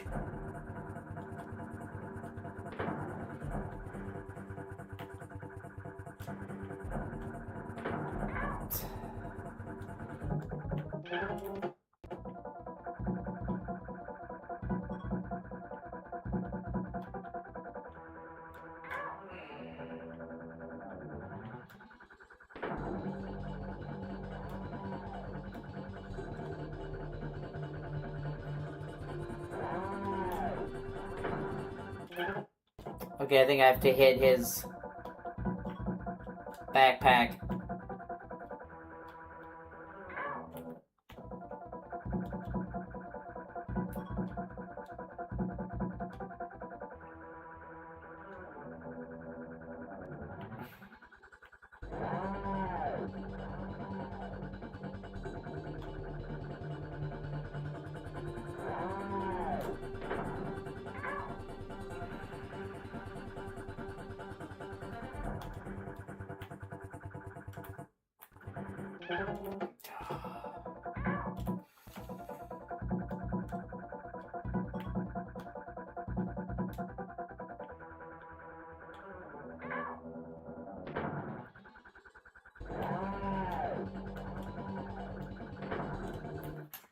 Let me Google it, because this is pissing me off, and I just want to get this over with.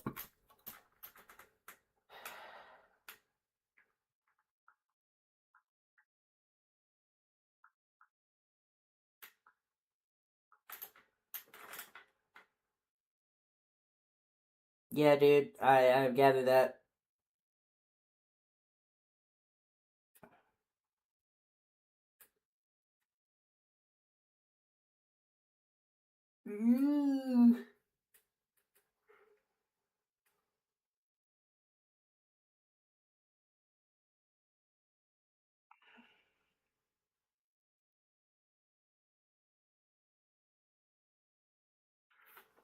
Okay. Yeah.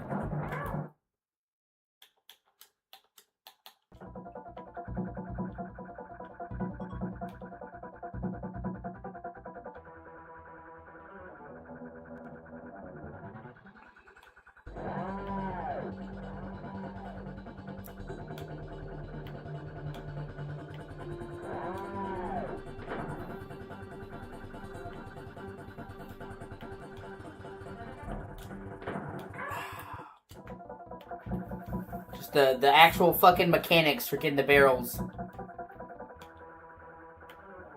And the throwing is really fucking inconsistent.